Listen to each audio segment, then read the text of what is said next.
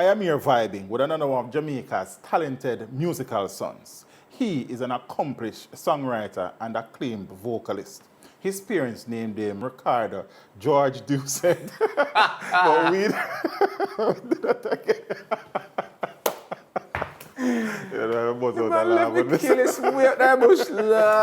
His parents named him Ricardo Doucet, but we know him as RIK ROK. the girls are what at that. Similar when they see me, then can't turn back when they wear shoe slippers or flip flop. If I'm out, think, take a TikTok. Father George, larger in charge. How you doing, man? Boy, I'm giving thanks. Giving Give thanks. thanks, man. Love It's a joy, man. Thank you for having me on the show, man. No worries. Yeah, man. Thank you for taking the time No, out man. to come My all a pleasure. vibe with My us. pleasure. You understand? My pleasure. Teach them! Always make sure the message reach them! Father Ricardo, Yes, sir. say all is well. I'm giving thanks. I could complain, but I find no one cares enough to listen, so I don't complain anymore. They don't complain. Yeah, I don't complain But anymore. if you take that approach, you could complain, but no one now Yeah, man, listen. ain't nobody listening. Yeah, man. Talk to us, though. Early life. Place of birth. So I was actually born in London, England. Yeah. South London Hospital, which is now an apartment block. That's how old I am. It's not even a hospital anymore. Yeah. So I was born 19. You want the year too? You need the year? 72. What? Okay, you have the year. All right. 1972, June 17. I saw you earth strong. Yeah, man. That's when I just stage left, entered. Went to school there. So my father owned a bakery. My mother helped him with that bakery. So she was mostly a homemaker, I think is the correct term Yeah. now. And so she was at home raising me and my younger brother, Greg. And then we were there until, so I went to primary school there. I had a pretty thick English accent. Oh, yeah? I talked a little bit like this, kind of like this. And then it's funny because I did a show there years later and thought I still had the accent. Yeah, they didn't find me funny. They didn't find me funny at all. Like, no, Ricky, stick with the Jamaican. Yeah, you don't have the English now. Yeah, man. So left England now at age 11. My parents are part of the Windrush generation. And so they moved back to Jamaica. The plan was to spend 5 years or so. They ended up spending 27, I think it was. Oh. And so finally moved back to Jamaica. We were so excited. I couldn't wait to go to Jamaica because my father's, the bakers that worked for him were Jamaican. Okay. And I struggled to understand what they were saying. So the one in particular, Robert, yo, Rick, that's all I'd get. I didn't understand nothing this man was saying. And so I couldn't wait to go to Jamaica to learn Patra, the real authentic Patra, to go back to England now to talk to Robert. Well, I went back to England so that was 1983 we left England. Went back, I think 1986 for a summer break. And I still don't understand Robert. So it turned out it was a mix of Patra and Cockney. And everything rolled up into if you understand my brother. Listen to me, man. So I still don't understand Robert. When he talks, so big up Robert. When you guys came to Jamaica, where in Jamaica did you guys settle? So my father wanted to make the transition as easy as possible. And so, England isn't particularly hot. Oh. And so he said, all right, let's see if we find a place where the kids would have an easier time transitioning. So he chose Mandeville. Makes and sense. So we went to Mandeville. So and then it's actually not that hot in here, so I think I can take these off. Yeah, you want to catch these? So we went to Mandeville. So I was 11 at the time. Greg was 8 at the time. So I would have gone straight into high school, but someone advised my parents that it's probably not the best idea You should be straight in my eyes. to go straight into Jamaican high school from England. Them English kids struggle. And I'm glad they made that choice. Because I think I really would have struggled if I'd gone strate into first form, which is what I would have, based on my age. So I went into an elementary school, Mount St. Joseph Prep. Okay. And I was grade 6? 6, yeah. I think grade 6. Grade 6. So I think it's grade 6 I went into. And then that prepared me for common entrance. Okay. So common entrance, got into Manchester High School, and that's how I went to high school the following year. You kept on referring to your younger brother, only one sibling? So, my father was a very stereotypical Jamaican father. So, as far as I know, my mother had a son from a previous relationship, so it's, as far as I know, it's 8 of us. Oh. But it's 8 that I know of. There may be 1 or 2 lingering about the place that I have never met, don't know anything about. But I know of 8. So, which would be 7 boys and 1 girl. And all the ones that you know are still alive? Yes. It's a blessing, Yes. man. Yes, indeed. The old man and old lady still with us? So the old man left us in 97, but 97. mom is still here, yeah, man. Oh, I'm sorry to hear about the old man. man, How is appreciate mommy it. doing? She doing good. She doing good. Glad to hear that, yeah, man. Yeah, man. But what was it like though? So yeah, you were eager to come to Jamaica, but actually landing in Jamaica, settling, what was the transition like for you though? Well, I tell you, I was talking to my daughter earlier, yesterday, about the same thing. That when I'd watch British news, so that was not only the only images of Jamaica that I'd get is what you see on the news. It was ITN at the time. And you see images of Jamaica. Now that I'm more familiar with Jamaica, I'm pretty sure it's just the dump they were showing. So in my mind, I was going to be moving to a dump, right? I was blown away when we landed in Jamaica at Norman Manley Airport. And we're driving through on our way to Mandeville now. So we have to drive through Kingston first. And there's a little Palisado strip. And then you drive through a little bit of downtown as well. And say, okay, yeah, this is kind of what I was picturing. But then you start going through uptown areas a little bit. Like, oh, hold on. Then you start leaving Kingston and you start visiting the country. But wait, they have actual roads. These are actual houses. This actually might not be so difficult. I mean, I was still excited to be there regardless. Right. But I was very pleasantly surprised by how developed and modern Jamaica really was compared to what I was seeing on international media, which is so unfortunate because Jamaica is so beautiful. And when we're in the news, the little pockets that they show, like, no, that's not the whole of Jamaica. That's not even 1/10 of the story. Yeah, man. London, man. Yes. Which side you support? As in football side? Liverpool. Liverpool. London, man. Yeah, man. And you know why? If you've ever seen me play football, you know I have zero skill when it comes to football, right? The only reason I'm a Liverpool fan, I couldn't tell you who played on the team. One of my best friends in school in England, he was from Liverpool and he was a Liverpool fan. That was it. Jed Lawler, I think his name was. Okay. So was there any form of musical awakening before you actually came to Jamaica? Yeah, absolutely. Talk to me about that. So my dad was an avid music lover to the point where one of my first images of him is singing while shaving. It was impossible for him to shave without singing. So he was always singing something. He, like many Jamaicans in the UK, the strongest connection that they had back home was the music. So he had LPs. So he had a nice little sound system at home that some of it he built himself, and some of it he hired someone to build like custom speakers. So we're always hearing Gregory Isaacs and John Holt, and especially on a weekend when he's home. If we had friends over, he was the DJ. He's the one playing the music and his LP and his song after song after song. And so I got that. But he was also a big Nat King Cole fan, and Pat Boone and Patsy Cline. And so whenever he's in his mood on a Sunday to play some music, I'm hearing all these songs. And then in addition to that now, I'm hearing British pop radio. So these are some of the most incredible songwriters you'll ever hear. Yeah. And so I'm getting all of these influences, and I'm getting the Jamaican influence. And so it's like our house is a melting pot, basically, of music. And then my mother now, so she played organ as a child at church. So I got the DNA from her, and then the influence from my father. So music was always part of our life. Yeah, so coming to Jamaica now, I'm going to say, coming home to Jamaica now, how did that early musical exposure now kind of mature? Right. So we get to England, I'm to Jamaica, sorry. And I'm 11, and at the time you had, I guess you would say, it wouldn't be the beginnings of dancehall, but you had people like Sanchez and I said Tony Curtis, probably at the time. Around that time, starting to sing cover songs on reggae tracks. And I just thought that was the coolest thing I'd ever heard. I was like, this is awesome. And so it became almost like a hobby of mine to see if I could figure out how to do the same thing. So if I hear a reggae track playing, I was like, which song can I fit on this? You want to fit it on? Yeah, I want to fit something. What can I fit on it? And so it's something I just did. And it wasn't until I was in maybe like high school now, like maybe last couple of years of high school, 5th form, 6th form, somewhere around there.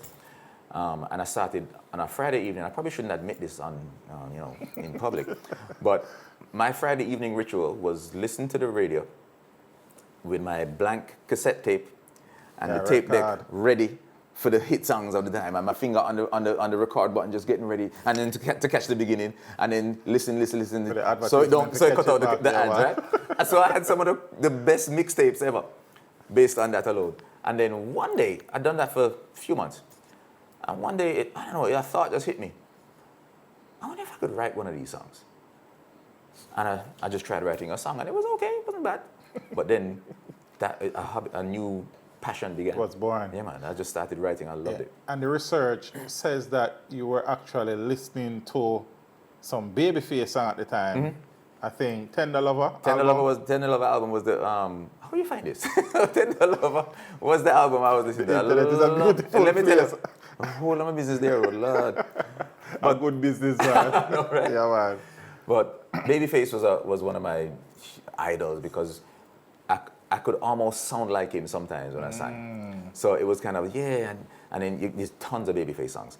So I had lots of material to kind of emulate and kind of sing along to, and I could almost sing all of the notes. He would sing higher than me. Yeah. I could almost sing all of the notes of the song. So it was a good mentor, I guess, to kind of pursue. And then after a while, and then we'll probably talk about this later. Yeah. My friend Nigel Staff, who also went to We Manchester. saw him pick up. Yeah. So hold on. So Nigel Staff got involved before you started attending UWI? All right, while you were Yes attending and no. UWI. So I knew Nigel Staff. We went to high school together. He was a year ahead of me at Manchester High. And so he was like Mr. Popular. Oh. Yes, man. He was the man at Manchester High because we had a band at the time and he was the keyboard player. Right. Yeah, man. Everybody loves Staff. Everybody's. And so I knew him, but we weren't really close. And then I came to find out years later that he knew me and he's looking at me like, oh, that brother, where's this brother come from? Every girl just want him, so he's right. But yeah, man, he was super popular. So there was that influence, and there was we had like a dance troupe at one point. Oh, okay. So if you can even imagine that me dancing, You were I was in a the part of the dance troupe. I think he was in the dance troupe, but he was at least part of the crew, the circle. And so there was a handful of us, and we did you have concerts in the top hall. There was top hall and bottom hall. And there was this one particular year, I don't know what the event was, maybe it was like a barbecue or something, and we performed. And let me tell you, we lit the place up. So man. you were singing? No, dancing. Oh. Me, right? That's how desperate we were for performance. They wanted me to dance, mash up the place. And it was actually, I forget this guy's name, but the song just got paid. It's Friday night, got it pumping, it feel alright. Ding, ding, ding, ding, ding, ding, ding, ding, ba, ding, ding, ding. What? I can't remember his name. Yeah. But that was the song. We conned it, and so I guess I got a taste of that. Oh, this is what it's like when an audience likes you. Oh, okay, I don't mind this. I got a taste of Staff's lifestyle. But Nigel, no, it was when I got to UWI now, and Nigel was usually there because he'd be touring and then he'd pop by and in and out kind of I think thing. he was touring with Shabba at the time. With Shabba Ranks, yeah. So he was again the man. If he wasn't the man before, he's definitely the man now. And so we have a concert. So I was on Taylor Hall. Okay. So at UWI, we know, Taylorites all know that there are two halls on campus. There's Taylor Hall and Assembly Hall. Okay. And there's everything else, it doesn't even matter. We did Countdown, which was the annual concert. Oh, okay. And I performed. And that's how me and Staff kind of started. Perform vocally. I sang this time. Oh, So I okay. sang this time. I don't remember which song. It was a Babyface song, if I remember correctly. Makes sense. Whip Appeal, I believe that was the song I Whip performed. Appeal, okay. And got a really good response from the audience. Okay, cool. And then I'm talking more to Staff now because he's around all music circles. Right. And I don't remember what we're trying to maybe build a beat. One of the guys on my block had a keyboard, and we were trying to build this vibe around the keyboard, and it had particular sounds in it, and it was wicked. And I said, all right, yeah, man.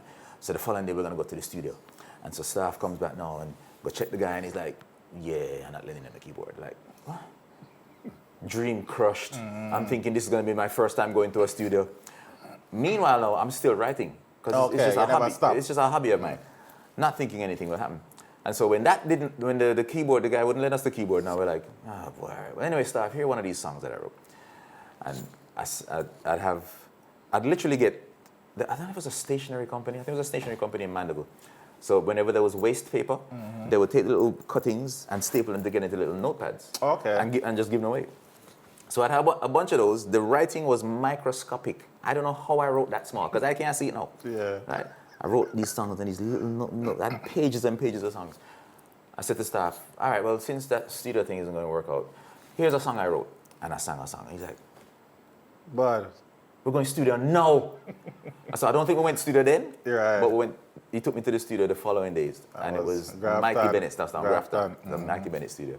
And so that began a whole other chapter in my life. all right, all the Mikey Bennett thing. What were you studying at UA?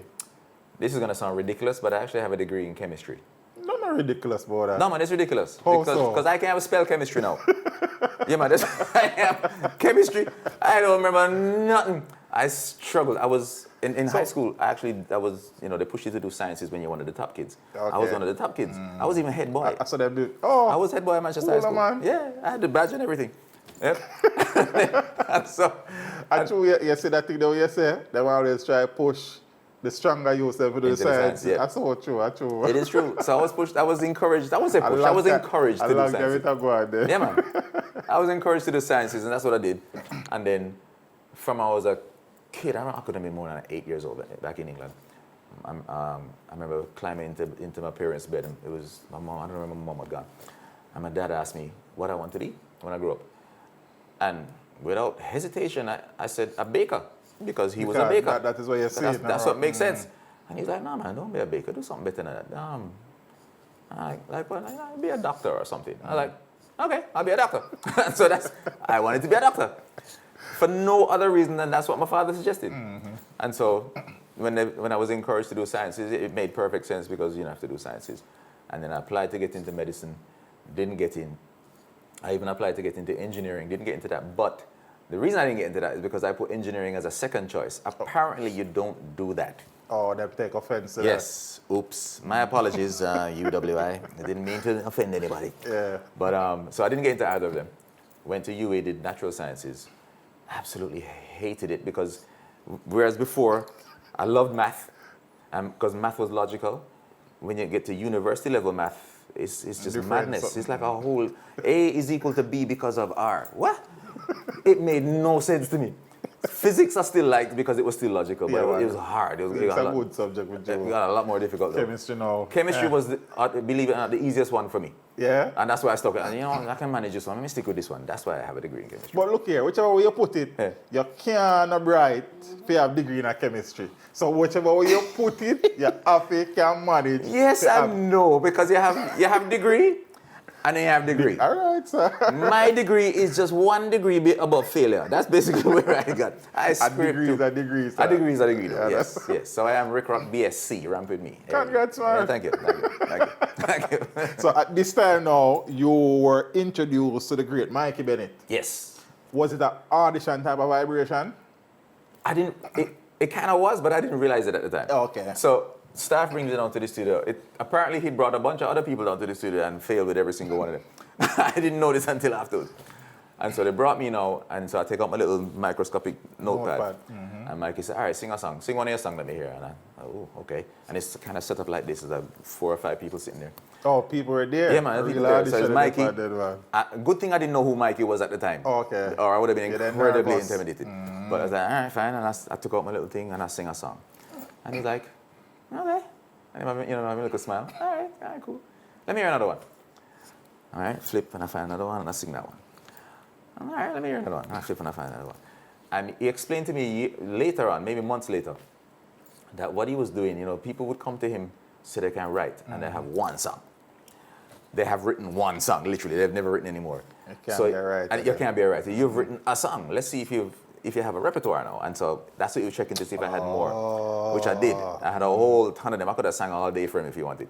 And, back then when my brain was still young, I actually memorized all the melodies. I knew the entire songs. Just the lyrics I didn't remember, but I knew all the melodies and could sing along. So he was quite impressed. Yep. So how the thing now move on from Mikey being impressed? Right. So it's funny, because I think I was a little bit too impressed with myself, I think, in the beginning. I thought, man, I impressed this dude. And then I found out who he was after a while. Like, oh, yeah, man, my man. And so I remember he'd pair me up with Leroy Barbie Romans. I don't know if you know who did. So he's one of the most incredible keyboard players I've ever encountered in my life. Okay. He toured with Third World. Leroy Romans. Leroy, I'm familiar with the name, but just not yeah, so everybody call him Barbie because he lived in Barbados for a while. Oh, okay. And so, unbelievably talented guy. And then when staff wasn't around, which, staff was always touring, so I'd work with him, and what I loved about him is the chord progressions I could hear in my head. I couldn't play them, but so it was the hardest thing for me to explain to a keyboard player what I'm hearing. With Barbie, I didn't have to do that. Okay. I'd sing the melodies, and he'd find the chords. I'm like, that's it, it's perfect. Unbelievable guy. And so we'd work on songs together. I'd write the songs, and he'd do the production, whatever else. And then I remember one day saying, after working in there, a few weeks or whatever, and I said to Mikey, yo, Mikey, I have a bad tune, you're my tune bad. I have the wickedest song. Hear this, Mikey. And Leroy's Barbie starts to play, and then I sing, and he's sitting there listening, and yeah, and he called everybody Pooh. I don't know what that means. He go, yeah, Pooh. I mean, it's nice, but it's not the baddest tune in the world. But I just kind of calm me right back down. Yes, come back down to earth, RIK ROK. I wasn't even RIK ROK back then. I was like, Ricky. All right, Ricky, calm down. You just calm down. And I'm glad it happened there. Because if I wasn't careful, I would have developed like an ego, which people don't understand. Egos are incredibly expensive. They cost you untold fortunes just by the way you behave around people. People, opportunities that would be available will suddenly not be available anymore. You can't afford ego. Expensive. It's extremely expensive. If you have an ego right now, especially if you haven't made it in music, get rid of it. You don't need it. Get rid of it. Right? It's too expensive. So I'm glad it happened there. Yeah, right. So nothing had happened yet. So we just kept writing. And of course...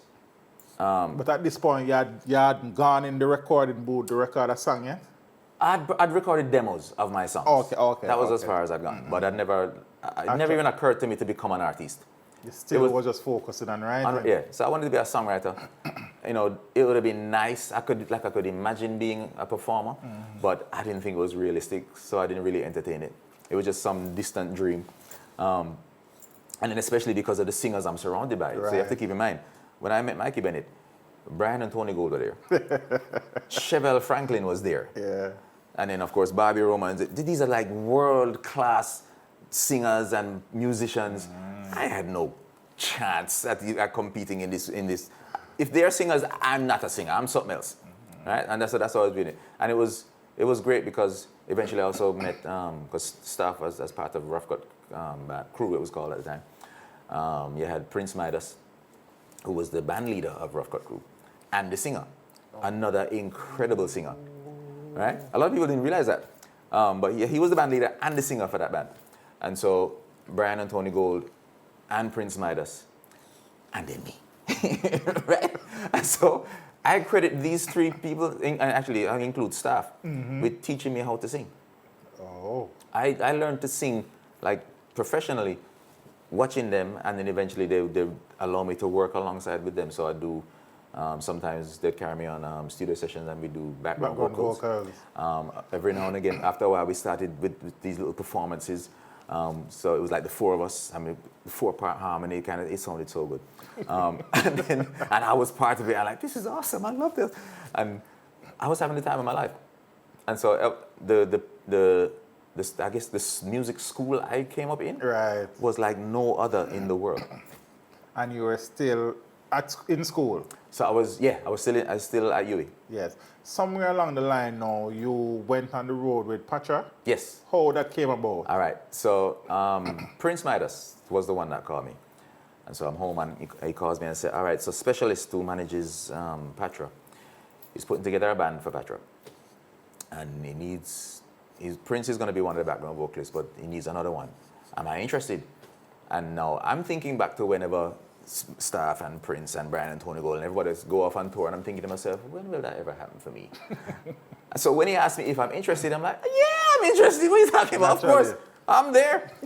And so we fly out to Miami and we do rehearsals and we get to learn the songs and whatever else. And the band was really, really nice group of guys.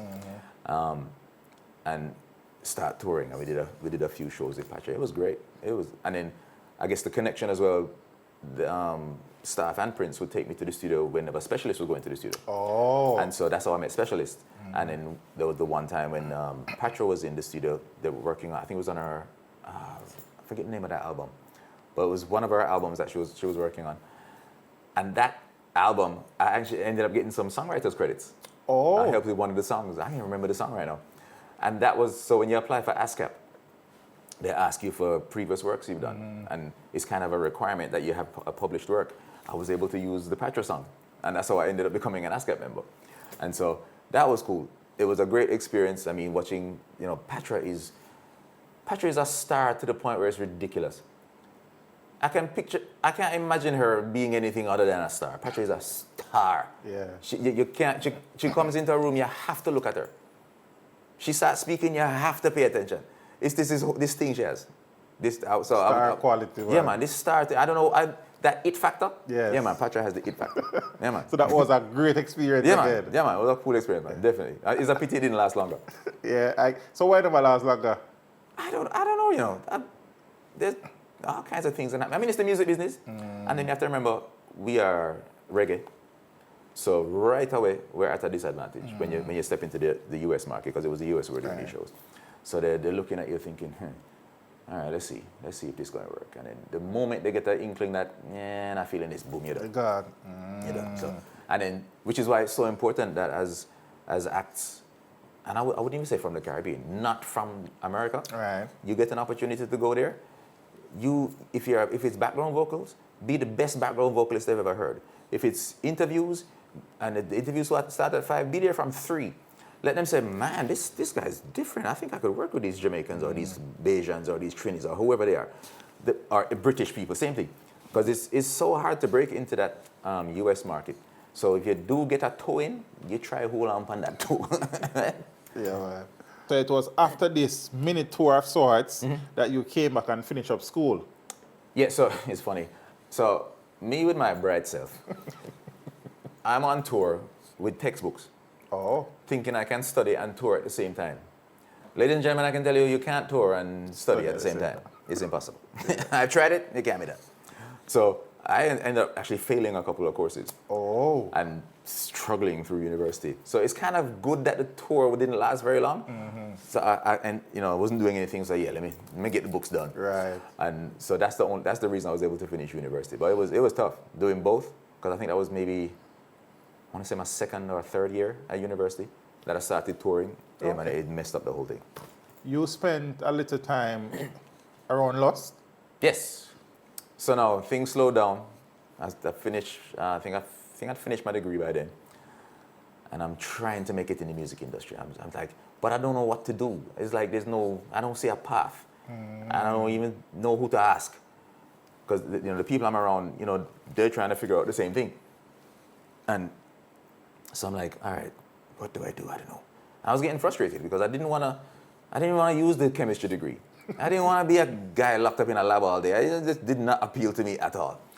And so my father saw my frustration now, and God bless him, he was so supportive of my career, even from before anything happened. And to the point where he even offered to buy me some equipment. Okay. And I said to him, you know what, I don't even know if this thing's going to work yet. So hold off on that now. And keep in mind, this man has 7 kids. So I'm like, can't go spend all that money on me. And then it don't work, and the rest of them looking at me like, you make me hungry. I didn't want that. And so I told him no. Finished the degree now. And it's just frustrated. And at the time, we had a house in Miami. Okay. My brother was up in university. My father was a genius. He forward thinking. So before we moved to Jamaica, he bought up some old houses here in Jamaica. Not the best condition, but he got them super cheap. So had them ready, because in his mind, I mean, I'm 11 at the time, there's going to be a time when one of us is going to want to move to Kingston. Maybe it's university, maybe it's something else. So this is years in advance, this man is thinking. Then when father did go to, I couldn't get one. Right? No, let me tell you, man, I have to give it up to my father. He wasn't perfect by any stretch of the imagination. Yeah. But man, talk about putting your children first. I learned to be a father watching him. How would I do well with a father like that? No, let me tell you, trust me. Anybody would. My friends, so like me and Prince talk about it all the while. If my father's name comes up, Prince goes on and on about how wise and what a great father he was and whatever. And then how he, provided for his kids and he made an effort and it's like, you want to make sure, he insisted that we go to school. Must get an education. But anyway, so I'll drift off. Yeah, I apologize. that's all right, I'll man. drift That's not off. a problem, man. But house in Miami now. So, get this house in Miami. Again, not a rich house on a nice area. Brothers living there, man. Father said, all right, you're looking frustrated. Just go to Miami, go spend a couple weeks with your brother and clear your head a little bit. While I'm in Miami, I get a call from Banky. Banky calls me. And, hey, yo, Banky, what going on? Yeah, man, yo. So Lucky D is going to be pursuing a solo career. And so this group that we have lost, missing one of the letter them. So, what you say? I'm like, wow, that sounds awesome. Yeah, sure. So I become the 4th member of Lost. And it's funny, I used to get a little bit of teasing here or there Rust. because the L became replaced by an R, so we're Rust. And so it ended up, I think it was Banky that came up with it.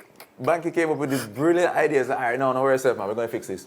So instead of the names of the singers, because that's, Lost is Lucky D, Thriller U, Singing Melody, and Tony Curtis. So he said, all right, now we're done with that. What we're going to do now, LUST, love, understanding, sensitivity, and trust. Problem solved. Problem solved. Right? So, did a few, well, not a lot of shows. It was kind of short-lived. We did a few shows together. We recorded one song together. Oh, yeah? Yeah, we recorded, I think the song was called It's Time for Lust, now I think about it. Okay. Yeah, so if you Google it, probably find it. I'm surprised you didn't find that in your research there, That sir. means Yeah, hey. No, I know that the time was sure. I never know to actually record a Yeah, song. we did one song together. See, I learned, man. Yeah, man. So me, I teach you. Yeah, that's fine. I learned. Exactly. Yeah. And so we did the one song, and then I think I can't remember what exactly happened, to be honest. But I think Luki decided to rejoin the group. Oh, okay. I think is what happened, and then I don't know. And then we weren't really getting a ton of shows at the time, so it wasn't, it wasn't like I was missing out on shows or anything. So that came back, and then if I remember correctly, I'd met Robert just before then. Oh, okay. I think I met Robert just before then. So there was still that connection with Robert and the Shaggy camp and the whole thing. So I said, all right, I'll just continue doing that. We did the Tamika Awards is one performance I remember. Clinton Lindsay showed that. Right. And so my one memory of that show was Shabba went up to give out an award. He wasn't even receiving an award. Remember when I tell you that Patra is a superstar? Well, Shabba is a megastar. The Emperor, man. Listen to me. When the man just walked up onto the stage, and the swag and the way he look and the way, and then he takes out. He doesn't even say anything. He just he takes the paper and tear it, for who the winner is. Place mash up. I was like, this brother. Let me tell you, that is a star right there. So that was the thing I remember from that Tamika was that Lust performance. That was amazing to see. This man had the audience just eating out of the palm of his hands. It was incredible to see. Trust me, mind blowing. But even before you link up with Robert, at this time you had done the song with Delirang yet? Oh yes. Wow, I forgot about that. Yeah, for real. Yeah, Because that song really and truly did well. It did.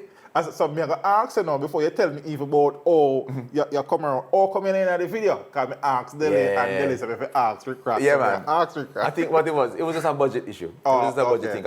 I think they shot that overseas. Right. And then I forgot Fly Me Up and then all kind of hit it. That's all it was. I remember this was who produces? Richie D, I believe. I think Richie D. So Richie D. Martin. Right. Richard Martin. Richie D. So Richie D produced it. And he's doing everything on his own.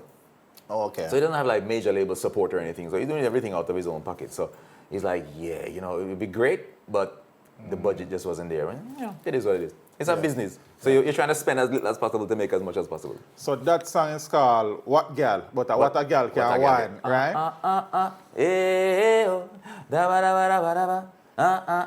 That's literally all I do in the song. Oh, you end up on the track.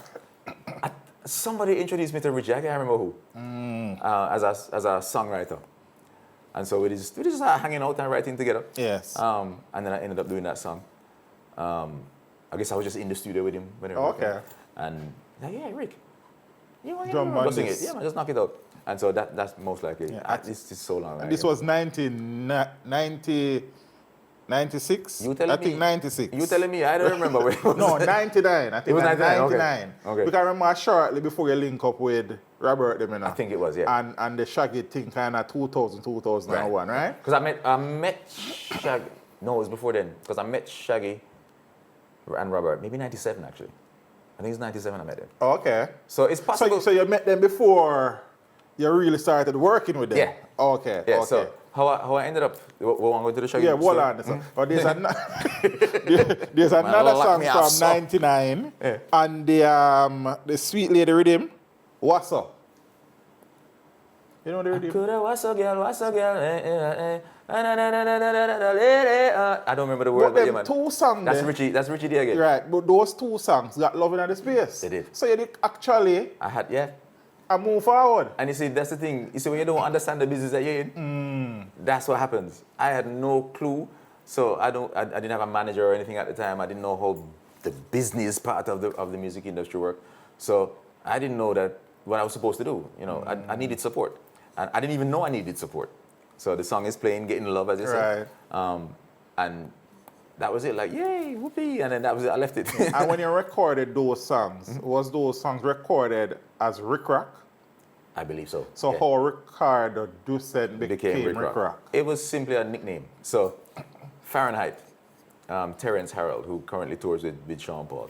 So him and Steve Wilson, who is part of Sean Paul's management right now, they had their own, I guess it was a label called Mystic Urchin. Yeah, familiar. You remember that? Yeah. All right.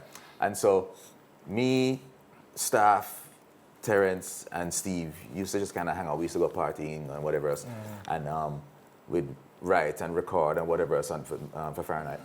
And it's one day, Fahrenheit just started calling me RIK ROK.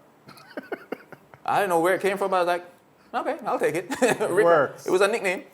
And I just, when it came time to release, it wasn't me.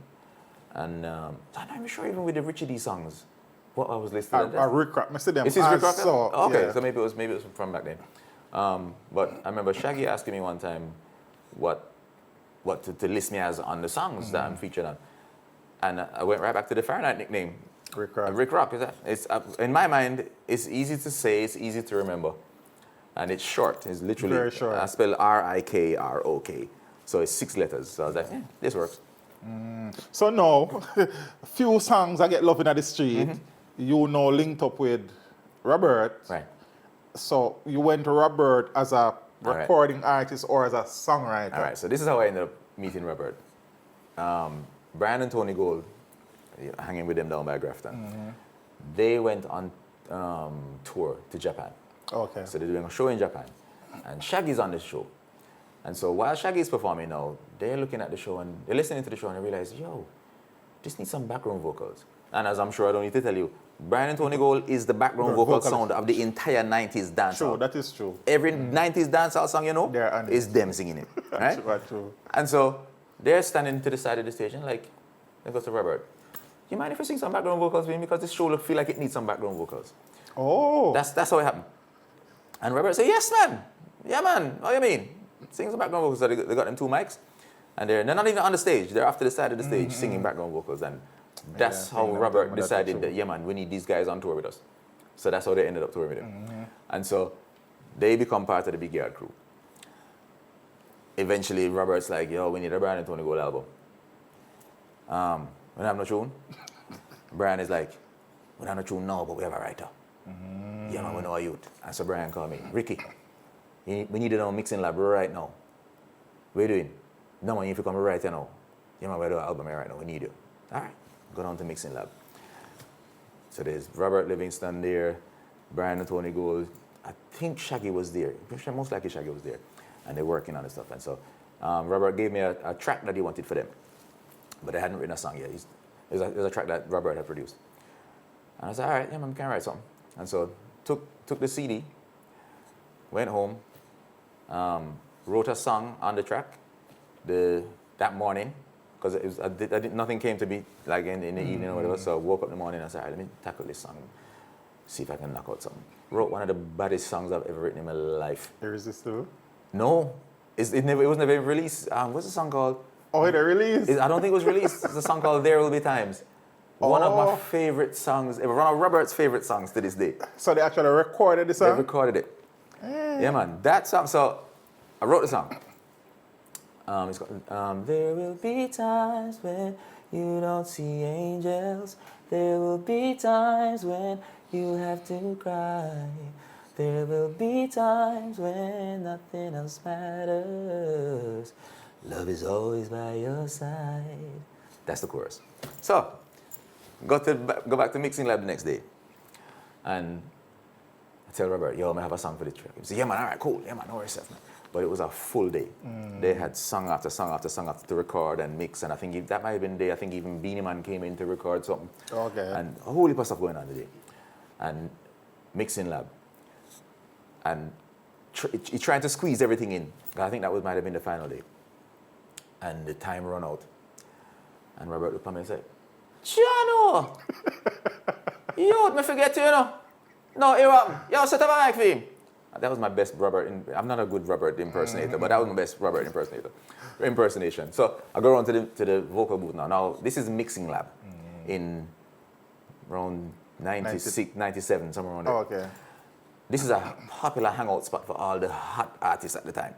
Around 5 o'clock, and producer. And this is 5 o'clock. Everybody's there now. Peak hour traffic. Brother. I'm like, okay.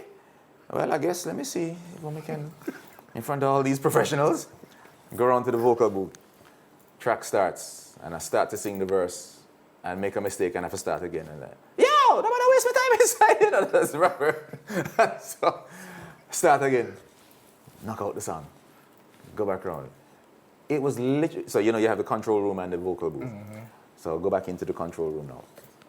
It was literally like somebody else. So one person left the control room, went in the vocal booth, and somebody completely different re-entered it. The amount of knock fist and heel, I think that's the first time I met Triller You. Okay. Come, yes, you can sing, you can write, them on your bad. Biggest big up. I'm like, wow. And this is the first time Shaggy comes over to me now. So I'd seen him, and with the yes, my youth, respect. I've never seen it before. Heel. You know that heel? Yeah, well. Yeah, man. Big ups there. I got that before. This time he came over to me. I was like, yo, so you can't write, man. You're bad. Yeah, well. What do you think about writing? Well, we're doing some writing together. Now, I grew up in Mandeville. And in Mandeville, we are trained to never freak out for anyone to see what's going on. Yeah. This is our resting face from Mandeville. You have to hold it. Yeah, man. Meanwhile, inside, there is an absolute chaos. What is kind of going on? This is Shaggy. So we exchange numbers. Even with that, I'm thinking to myself, yeah, he ain't calling me, whatever. And I know I ain't calling him. Because they probably be, yo, yeah, man, this is a singer youth. Oh, yo, not calling my phone. That's what I'm expecting. So I ain't calling him. He leaves, goes on tour, whatever, and come and call me. I don't know. Okay. So yeah, man, come check him. He had an apartment in New Kingston at the time. And that's where the writing began. And we wrote, must have been over, if either just under or just over 100 songs. For Hot Shot. For Hot Shot. Over 100 songs. For Hot Shot. Just for Hot Shot. Tons of songs. We wrote and wrote right to the point where after a while I'm thinking to myself, I don't want to tell him I'm tired, but I'm tired of this now, man. God, we're just writing and writing and writing. We just write. And then we'd leave from when it was like this, I guess the schedule was this. I get to his apartment about 10 o'clock. He was usually just getting up out of bed them time, then let me in, and I'd sit in the living room. He'd come down. He's the one that taught me how to make cornmeal porridge. He made cornmeal porridge for me one morning. Yeah. And I watched him do it. I'm like, yeah, I want to learn how to do this. So I watched him do, and that's how I learned how to make cornmeal porridge. And so do that. Then around lunchtime now, we do patty. So even on if you've seen the credits on the Hot Shot album, it's big up the Tasty Patty crew. Oh, Either one of us would go to Tasty Patty, or we'd beg somebody drive and drop off some Tasty Patty. That was part of the ritual. So we'd usually write at least one song a day, often two. So we'd write one from before. And then what we're writing to, the Sting, Sean Pizzonia, that magician of a producer. Sting International. Yeah, man. He would send, so Shaggy would come down to Jamaica with back then it was a mini disc. So they tried to transition from CD to mini disc, it never took on. But he'd have a mini disc with like 30 tracks on it that Sting had made. And then we'd just be flipping through until we find one, like, yeah, let's try this one. And that was it. We'd write a song sometimes 2 a day. By 5, 6 o'clock, we'd finish writing. We'd drive up to Tony Kelly's house and demo the songs that we'd just written. Oh. And we do that for like 2-3 weeks at a time. 2-3 weeks. So he'd be down for like 2 or 3 weeks and then go off on tour and then we come back another 2 or 3 weeks. Again. And yeah, man. And that was 2 years of my life. And then I suppose the stakes were high too, because at that time he was at MCA. Right. And the deal before he wasn't at MCA fallen yet. through. He was at Virgin before. Right. And then, I don't want to say this wrong, but I think he was dropped from Virgin. He was dropped from Virgin. Yeah, he was dropped from Virgin. And the explanation I heard, it was around the time when Princess Diana died in the car accident. And the label was like, yeah, we don't want no happy music now. Let's get rid of all the happy singer then. Oh, well. And that's how he got booted up. Okay, I've heard different versions of the story. That was the version I heard, but Yeah, so that's who knows okay. which one is true. But all I'm saying is that the stakes were high. Yep. Yeah, because being dropped from a major label, trying now to kind of reintroduce yourself. To get back onto another label. And yeah, so the songs had to be wicked. So now, work was done. The songs were written. The song that actually really and truly sold the album it wasn't me. So it was the one that took it to that next level. So before that though, because I don't want to try to take all the credit, you had the movie soundtrack, How Stella Got Her Groove Back. Okay. So, ooh, girl, I'm singing girl, right? But, you know, just naturally. Right? But that song was picked for the soundtrack. So it was Robert now that must have called Terry Lewis. Oh, okay. So Jimmy Jam and Terry Lewis, super producer. Right. And so he must have reached out, he heard that he was in New York and reached out to him and said, yo, what are you working on? We need something right now. And so yeah, doing this sound. No, if you heard about the soundtrack, I heard it was them. I said, yo, Terry, we need to get something on the soundtrack, you know, when you're coming in. So yeah, I'm actually coming in whenever a couple of days. And so it takes Shaggy to Manhattan and hear the track that they want to work on. And they've write and record the song right then. They don't, Robert, so we're not leaving till this is recorded. We want to make sure we're in there. And it was that song that got them, sparked the interest from MCA. Yeah. Because MCA was the one doing the soundtrack. And so it was, that got them the interest and eventually the deal. And now they needed the song. Right.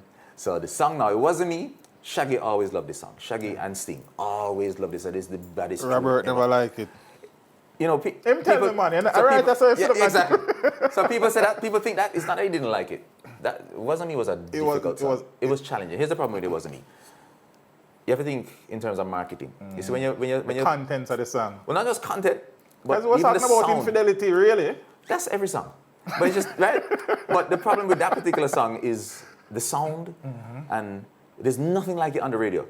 So you have to now convince an A&R to convince their boss to spend a ton of money promoting this, and if it flop, everybody getting fired.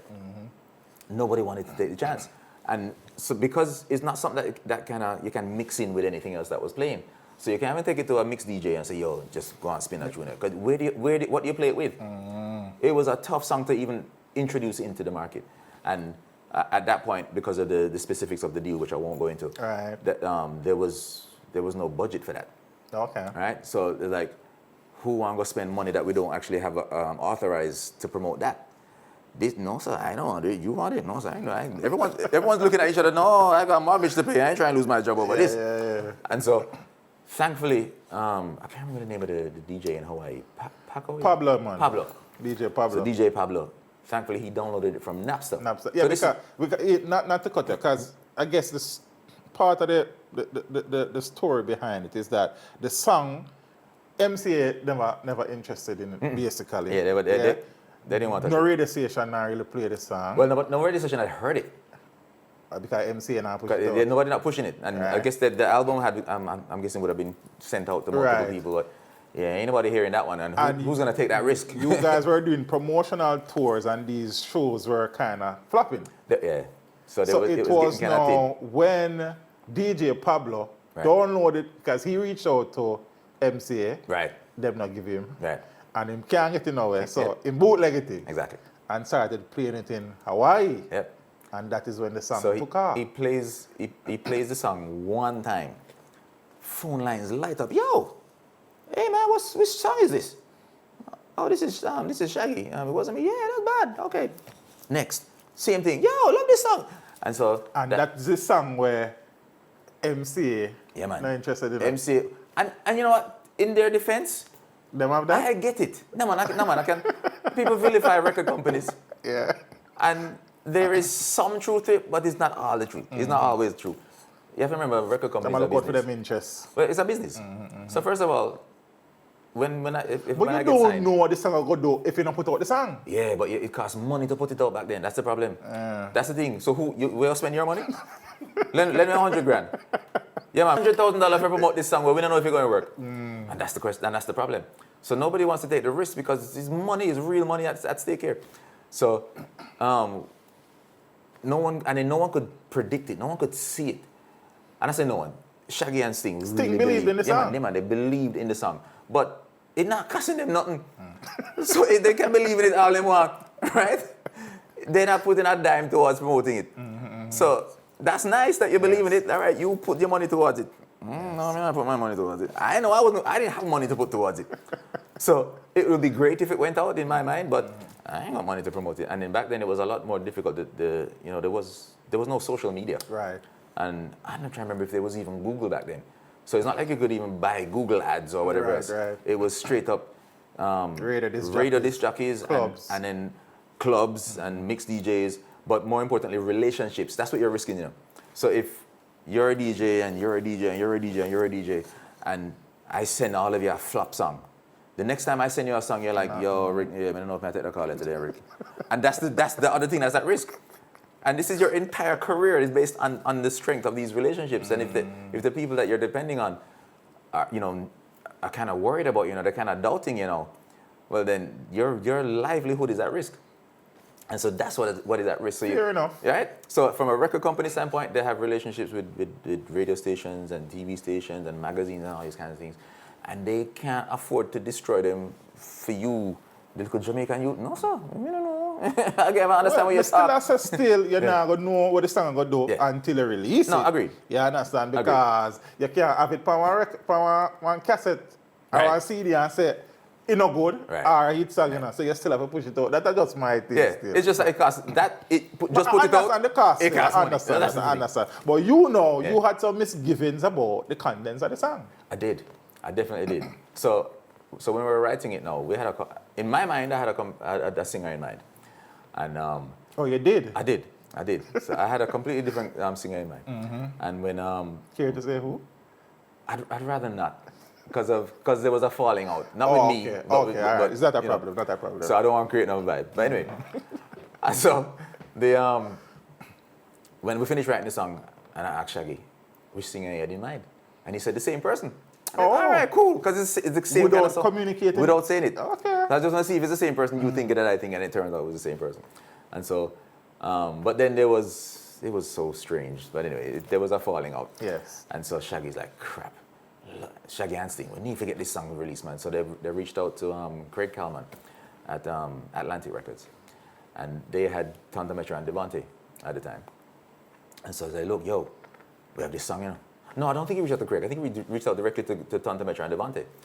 And said, yo, we have this song, but what do you think? Because they just had, I think, Everyone Falls in Love. So I think that had just come out. And so they needed a follow-up. And Shaggy's like, yo, this can be the follow-up for them. And so I think they flew to New York, they recorded it, loved it, it came out great. And it was the record company that didn't like it. Probably for the same reason. Oh. Like, where do we start this? Now I'm thinking about it, that's probably what it was. Like, am I willing to risk my mortgage on this right now? I don't know. I could lose the job right now. The wife is looking at me kind of funny right now. Yeah, kids talking about kids need braces. I don't know. Is this a risk I want to take? So they rejected it. Coming back to us now. And then now, all along the time now, I'm writing with Shaggy and I'm doing the demo in the songs. And Robert is telling me, yo, if you tell the DJ say you want to sing some of them songs, Oh, yeah? Yeah, man, he's telling me. And I'm like, I don't know. Because I'm still starstruck at this point. Yes. I'm like, this is Shaggy. I can't go tell the man that. If he don't offer it, I ain't going to ask. And I'm from Mandeville. We don't do that. Right? And so, but he kept telling me, no, man, you can't sing what I talk about, man.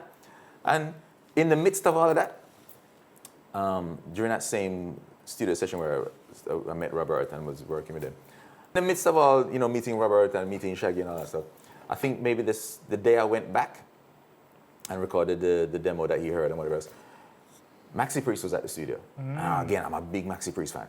Me too. Right? And so Robert said to me, hey, what happened? Do me a favor. I said, yeah, man, what's happening? We gotta drop on Maxi Priest. I'm like this now, man. I'm living the dream. I'm living the dream. You want me to drop on Maxi? Yeah, yes, Robert, man, what do you mean? So I'm dropping on Maxi Priest. And then we're talking on the ride home now. And he come to find out that I'm a songwriter. And he's like, yeah, we can do songwriting together. I'm like, yeah, man, see my career started right as well. See my career here. Right? And so I'm writing with him. And then the tour that we did in Hawaii, he was the one that was on tour in Hawaii. Oh. And Robert called him and said, yo, we have a #1 song in Hawaii, but we need to promote it. We need to jump on it. Or yesterday. Yes, Robert. So him, because he and Robert worked many times over the years. And so that's how we ended up touring in Hawaii. But yeah, man, there's all kind of, let me tell you, there's all kinds of happy coincidences that took place and things just falling into place. Yeah, you understand? Trust me. But eventually, it was agreed that you would. So yeah. See. So, this is why I brought up Maxi Priest. So when I was writing the songs for Maxi Priest now, Maxi, we'd written like 4 or 5 songs. And so Maxi said to me, no, all right, he's not able to go demo them. I think he had to travel or whatever. So he wanted me to just go down to mixing lab because it was songs produced by Sly and Robbie. Oh, okay. And so he said, all right, just go down to the studio. I'm going to tell Sly them to expect you. And you just demo them for me. I said, all right, I don't know. So I go down to the studio and I demo the songs. And then when I finish demoing the songs now, Sly say, come here, Rick, I need to talk to you. So I don't even know how mixing lab is set up. Yeah, there's a tape room off to the side. I don't even know what they use that for now. But so the tape room off to the side. Quite a few times. Okay. So he called me into the tape room. Me, him, Robbie, and I think Gitsy. I can't remember. Called me into the tape room. I said, Lord, what I know? And I said, yo, Rick, you can't sing, And I'm listening to the Sly Dunbar tell me that me can't sing. I'm like, I lie. I said, somebody else think that. No, I mean, yeah, man, your body not. You need to tell Maxi you want to sing one of them songs, I'm like, really? Yeah, man, you need to tell Maxi you want to sing one of them songs, man, because you're bad, you can't sing. And I'm losing my mind right now. I'm thinking this is the great Sly Dunbar, and Robbie Shakespeare is standing right there too. And I'm like, wow, maybe I can sing. If Sly says so, then maybe I can sing. And so it turned out it never worked out that I ended up singing those songs. But I was like, wow, okay, there might be something to this. And so Robert is telling me that I need to sing. Sly is telling me that I need to sing. And then when It Wasn't Me goes out, I think there may even have been another group that I tried to get the song to. And it came right back. And then Sting now was the one that must have said to Shaggy, yo, just let Billy sing it. He calls everybody Billy. Right? Just let Billy sing it. All right, oh, okay, cool. And so I guess Shaggy would have called me and said, all right, so we're going to just make you sing Wasn't Me. So you did a demo, let's fly up and do the proper thing. And the day I'm supposed to fly to New York, I'm on the road doing last minute things, making sure everything's taken care of before I leave. My brother is at the house and call me, yo, Ricky. This is a younger brother, not the one I grew up with, so this is Troy now. Something's wrong with Dad. Something wrong with Dad, what do you mean? Yeah, man, he just looks really tired. Okay, that's weird. But this particular brother had a way of embellishing things, and creating a mountain out of a molehill, so I wasn't really paying any attention. So I finished doing what I was doing and made it home. Come to realize this man was having a stroke. I was like, what? And so breaks, music, dreams, everything stops right there. I gotta take my father to the hospital. I call an ambulance. And I probably shouldn't admit this either, but I may or may not have made a middle lane up Hope Road before there was a middle lane, before there was a 4 lane. I may or may not have fly up and get into the hospital. Thankfully, it was a mild stroke, and he recovered pretty quickly. But for the next week or 2, I had to be around him. So I had to call Shaggy and say, boy, I'm not going to make this flight at all. I'm not going to be able to. And he was really cool about it. I think it was, I want to say 2 weeks before I was actually able to fly up and record. And during that, I was up there for either a week, maybe it was a week. And the whole time, I think I called him like 3-4 times the whole time I was up there. And Shaggy, to his credit, you know, allowed me to make these long distance calls back to Jamaica to check on my father and whatever. So he was super cool about it. Really appreciate that. And then I forgot about it. I went up, I recorded It Wasn't Me. And that was the end of that for me. I'm thinking about it again. I have a song with Shaggy, the Mr. Boombastic himself. I can mark that off my bucket list. And it must have been, I want to say, no, that would have been 3 years later. So this was 97, because it was 97 when my father had a stroke. 3 years later, I get the call from Shaggy. Because we're still writing. We're still, doing the whole thing. I get this call. So here, yeah, what happened? It Wasn't Me went #1 in Hawaii, I say, yeah, wicked, that's great. Yeah, man, we're gonna go to Hawaii and do some promotion and thing and rare. I say, all right, cool, I'll come when you come back. No, you have to go join me. Huh? What do you mean? Yeah, you sing the song, so you have to come sing it. I panic. I remember exactly where I was too. I was driving right past Devon House. I'm on Trafalgar Road. And he told me that. I was like, what? I forgot, what? What do you mean? Me have to go sing? I panicked. Thankfully I had 3 weeks. I spent that entire 3 weeks walking up and down singing in the house. I know my neighbors must have heard me. I wonder if I lose my mind. Just singing this song over and over and over and over again, trying to memorize the lyrics. Made it to Hawaii, forgot the lyrics. Forgot the lyrics in the middle of the song. But I noticed, thankfully, that the audience was singing it. So like, honey came in and she got me red-handed, creeping with the girl next door. And then I hold the mic out. Actually, we were both butt naked, banging on the bathroom. Like, what? Yeah, need to remember all that. Me don't even remember nothing. My girl, how the song go? Yeah, you sing it. That was incredible to me. And I don't know how long it had been playing at this point, but it had been playing long enough for these people to have memorized every word of this song. I was like, this is insane. So, and then there started my touring career with Shaggy. That song that was a song that really and truly propelled the album now. Yeah? Even though so many wonderful songs are on the album, that was the springboard for the album. Everything changed, I'm assuming. Everything changed. So, man, don't start. Listen to me, man. I had to learn how to dress. Remember, I tell you, Mandeville come from? Mandeville is country. Yeah. It's nice country, but it's country. So I dressed very country, right? So Shaggy had to take me shopping.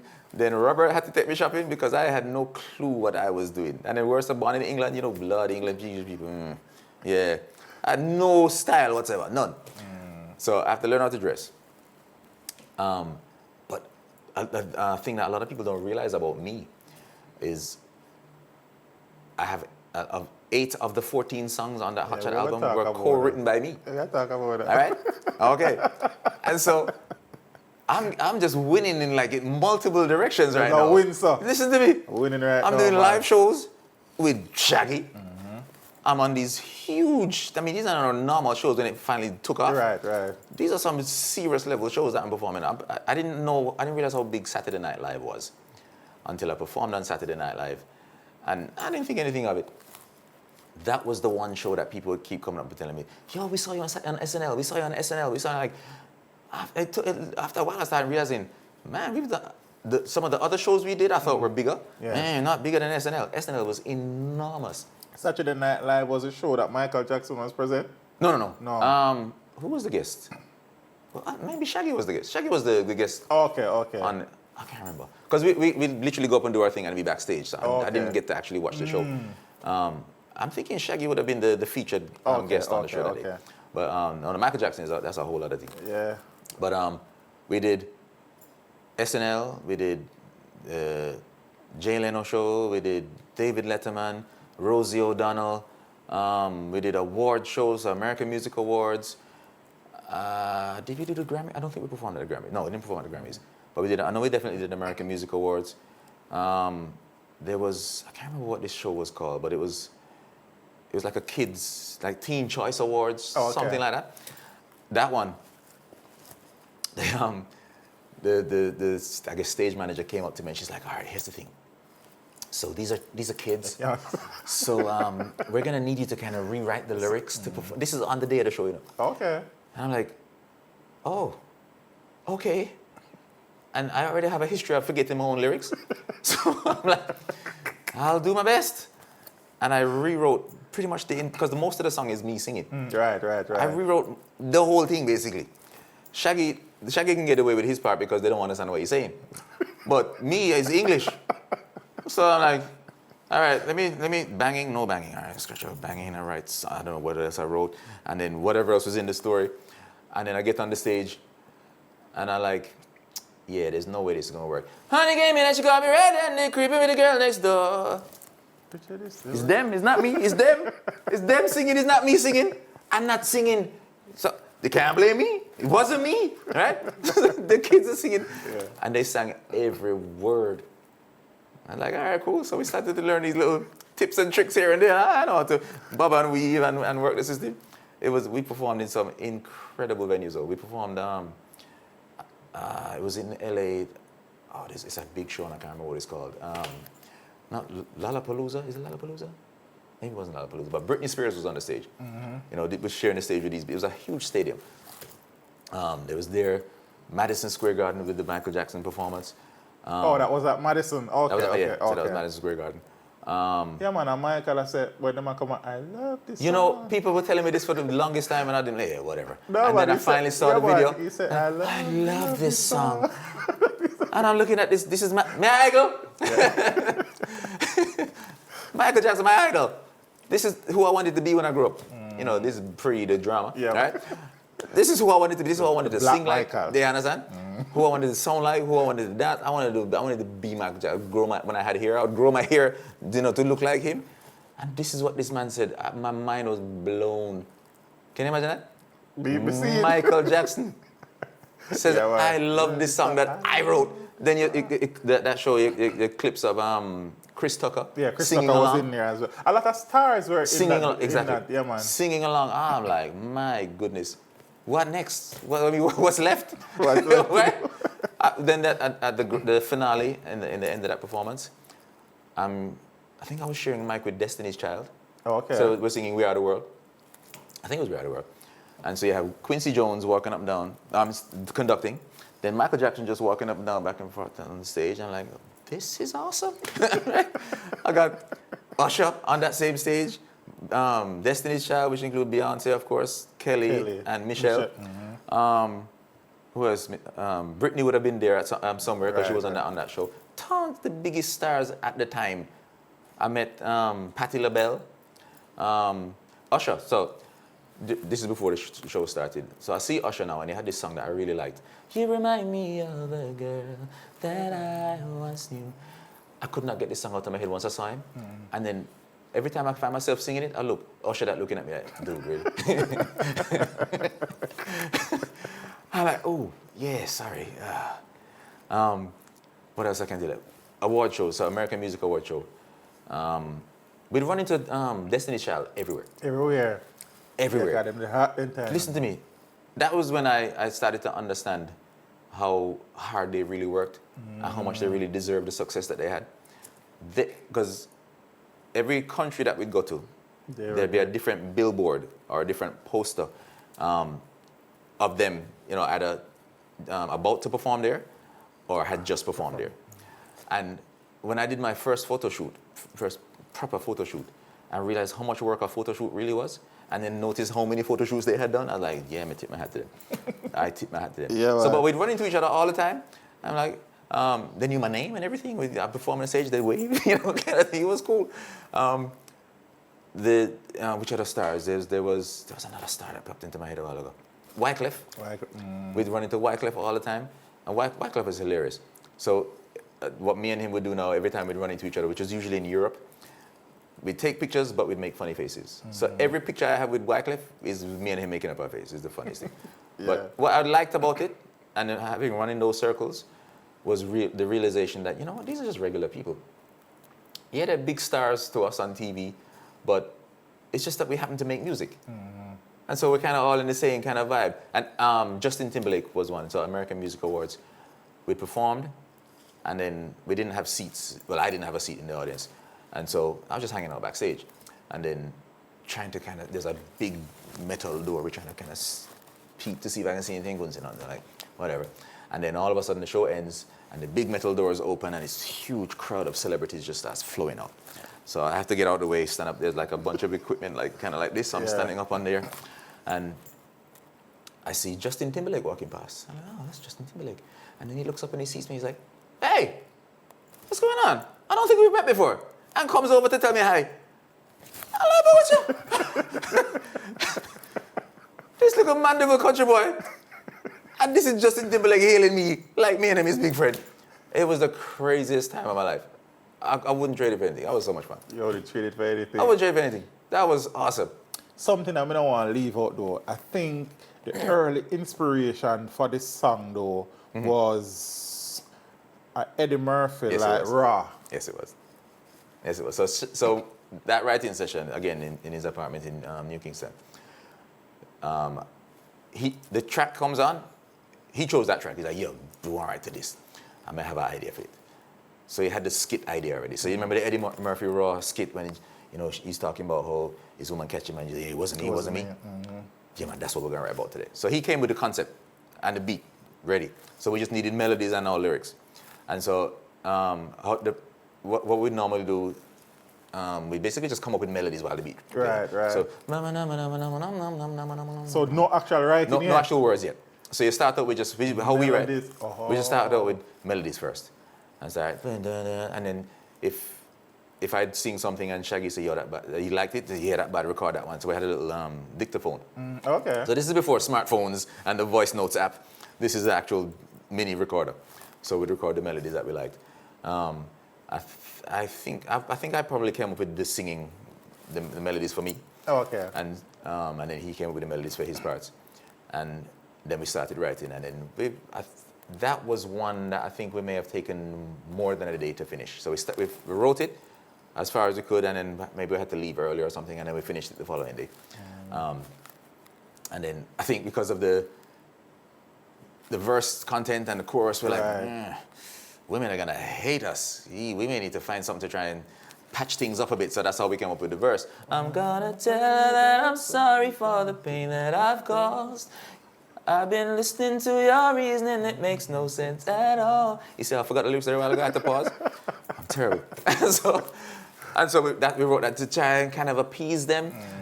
I mean, knowing that it was not going to be anywhere near enough anyway, but at least we tried. When the stats came back, turns out women were the ones requesting the song on radio. And I go, hold on a second. Yeah, I studied them. Who's doing the sneaking around here, really and truly? What's really happening here? Yeah. So men, man, you can't study them. Yeah, man, you can't trust them. You can't study them. You can't trust them. The best example that I heard, I think it was a comedian. I think it was Jeff Foxworthy, talking about he was lying down on a couch and had his little girl on his chest, and she had a pen or a pencil that she was playing with, and stab him with it. And he's like, ow! And she starts to cry. And she's like, baby's like, oh, there, never mind, it's okay. And meanwhile, his wife is across the way looking so proud that already his child can't even talk, but she's figured out how to hurt a man and get him to apologize to you. So something like that was going on with the whole wasn't me requesting. Yes. Yeah, something's up. That song again now has gone platinum multiple times. I think 10, 11, 12 times. So the album went officially 10 times platinum, but it's continued to sell, so I don't know what the As a matter of fact, I think just April, the track it wasn't me. a billion streams on Spotify. Robert called me. Yes, sir, congratulations. I'm like, what Robert is that about? More money. 1 billion streams of it wasn't me. Yes. Well done, sir. Like, what? 1 billion And streams? I think shortly before I interviewed Robert, it had been certified platinum for the fourth or fifth time in the UK. 4 times platinum in the UK, yep. So it's four and times it would have gone platinum about 5-6 times in the US. Somewhere there. Yeah, probably somewhere around there. I can't remember the exact numbers, but it was a monster. Thing is, though, what really drove the album sales was Angel. Right. So Angel now was an idea that, so the track was Sting produced the track. And I wasn't there at the time, but based on what Shaggy was telling me, it's like he had a kind of Gregory Isaacs kind of idea on it, but Shaggy wasn't feeling that like that. And no, so we need to find something better. So he brings it to Jamaica. And so me and him start working on it. And then, You actually have writing credits on Angel? so I'll come into that part, don't worry. I'll come into that. So Cause so Angel, I think me and him may have tried to attempt to knock out something first and we weren't finding anything. So we go over to Dave Kelly's studio now. And so it's Dave, me, Shaggy, staff. And there was one or two, maybe Brian and Tony go. I don't know. But there was one or two other people in the room at the time who couldn't come up with nothing. We're stuck. And one by one, everybody leaving the box. 'Cause, you know, it was Dave called the studio the box. Because this was a really tiny studio. And so eventually Shaggy leaves and it's me and Dave alone in there. It's like the two of us are of the same mindset in terms of writing. We said, this thing now beat with today. We're going to come up with something. And so writing, trying to come up with melody, nobody not feeling anything. And then I remembered that thing I loved in high school, which was trying to find hit songs, to fit hit songs on reggae beats. So I was like, I wonder which old song, especially older songs, I wonder which old song I can find on this. And I tried to, went through, and then finally I came with, just call me Angel, of the morning angel. Dave's like, yo, do that again. That bad. Call a DJ. And so Dave now streeted up the lyrics and fixed, and that's how we got the hook, the chorus. And then now we had a starting point for this song. So really and truly, I came up with the idea of Angel. But when I was looking at the credits of the album, Yeah. Ricardo Doucet's name is not on It's Angel. not on there. It's on A tracks. Angel isn't one. Angel is not one of them. And the reason being, the instrumental of that song, Was sampled. there was a sample, I think it's a bass line from something See, Miller. you know what, we can't Something- tell about that, 'cause so many things Yeah, man. around the album. Steve Miller. I think it's Steve Miller band. I think it's Steve Miller. And then, of course, the melody for the chorus is from, From that the song. original song. And so when the negotiation was done, in terms of getting clearance, each one ended up with 50% of the publishing. Which means us as the writers didn't get anything from it. Yeah, but your name couldn't still live on it. Yeah, not as a writer though. writer. So I do get, I guess I must have sang background vocals on it, because I do still get a possibly. sliver of income from it from ASCAP for airplay. So I get performance royalties, but I'm not credited as a writer because that's how the deal went down. Yeah. Cool. I never do nothing wrong there, sir. See that? And Nobody knows that one. So you're the first one that's I even heard appreciate this. that. Yeah, I man. appreciate The first that. one. So we could talk about the album itself a little bit now, because on that album you have writer's credit for 8 of the 8 songs. songs, yeah. So It Wasn't Me, which was the song really and truly. Yeah, took off. that started the machine where Angel carried it home. Yes. Freaky Girl. Yeah. You are Hope. Beautiful So song. Hope, man. that was a great one. That was a Robert produced track, and they had a sample in it, and the original owner of the sample wouldn't clear it, so we had to revamp it. But then that song that song is how we got on the Rosie O'Donnell show. So she had apparently, I don't know if it's broken her arm or something, but she had to be in hospital. Okay. And she said that was the song that carried her through. Oh. And so after she got better, she called us onto her It's show. a beautiful song. Yeah, man, it's a really good song. Really good song. Keeping it real. Yep. Not fair. Not fair. How do I go again? I remember the title. I can't remember how the song go. We can't see the Yeah, you song. got it? Hey Love. Yeah, man. Why Me Lord. And Chica Bonita. Chica Bonita, which has actual Spanish in it. Turns out I got it wrong. I was the one that came up with the Spanish parts because I did Spanish in high school, but my grammar is completely incorrect apparently. I had it checked afterwards, but don't worry. It's still sold 10 million albums. A lot of those songs that you wrote or co-wrote, you also, if you're not a lead vocalist, you are I'm a background background in many vocalist. cases, yeah. Yeah, make money, whole heap of direction. Yeah, well, I got 3 kids. Them diapers ain't cheap. Okay, I mean, No, I have watched a few interviews with Shaggy, speaking about the creation of It Wasn't Me and stuff, and he has been very complimentary in some interviews. In some interviews, he has been a little bit vitriolic. Of me? No, not you Okay. per se.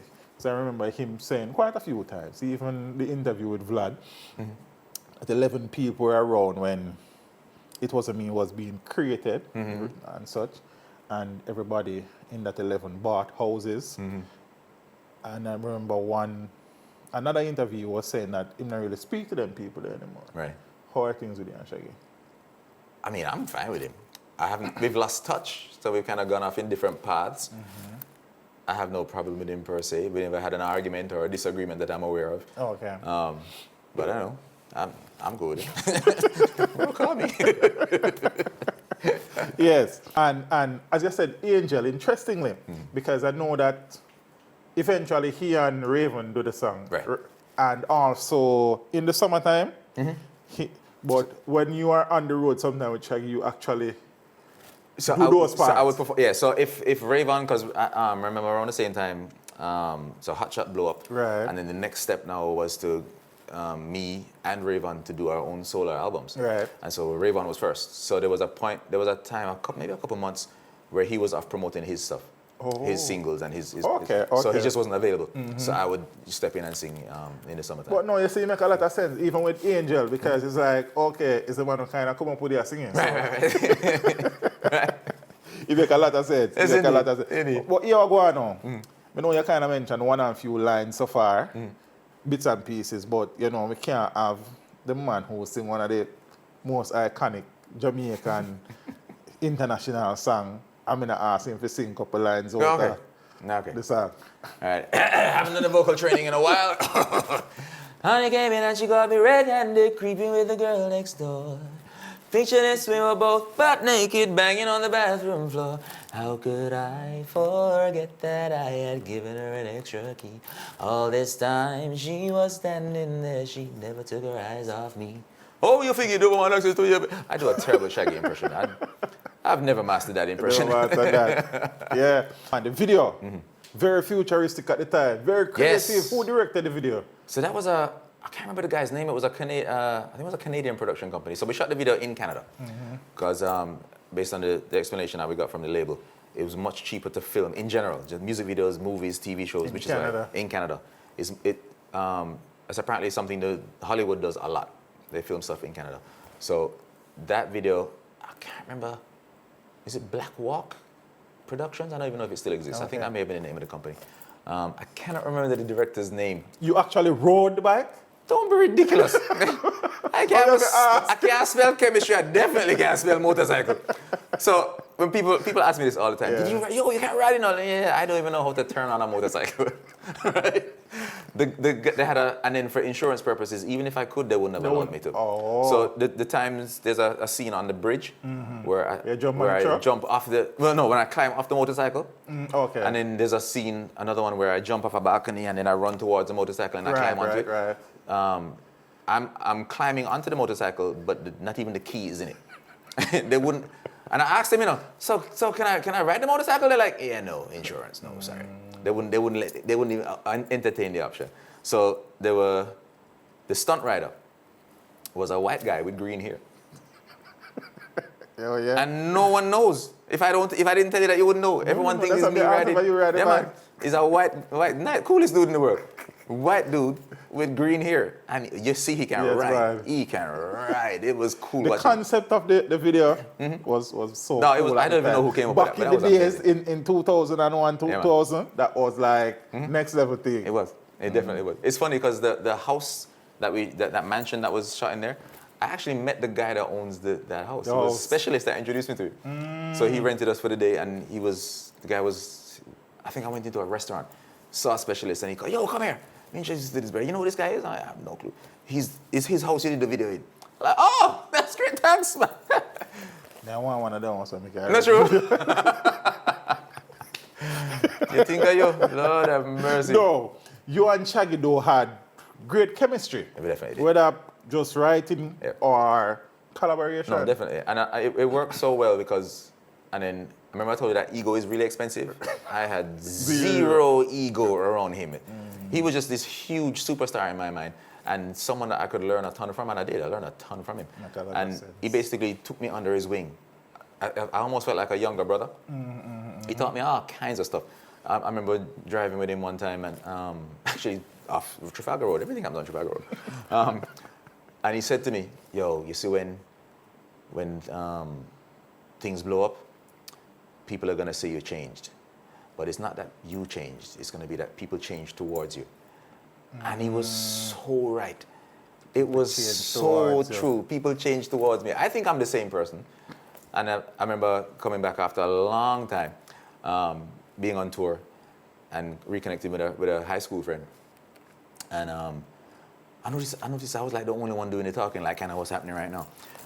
For like 10 minutes, I'm just talking, and it kind of occurred to me, oh, he's not saying anything.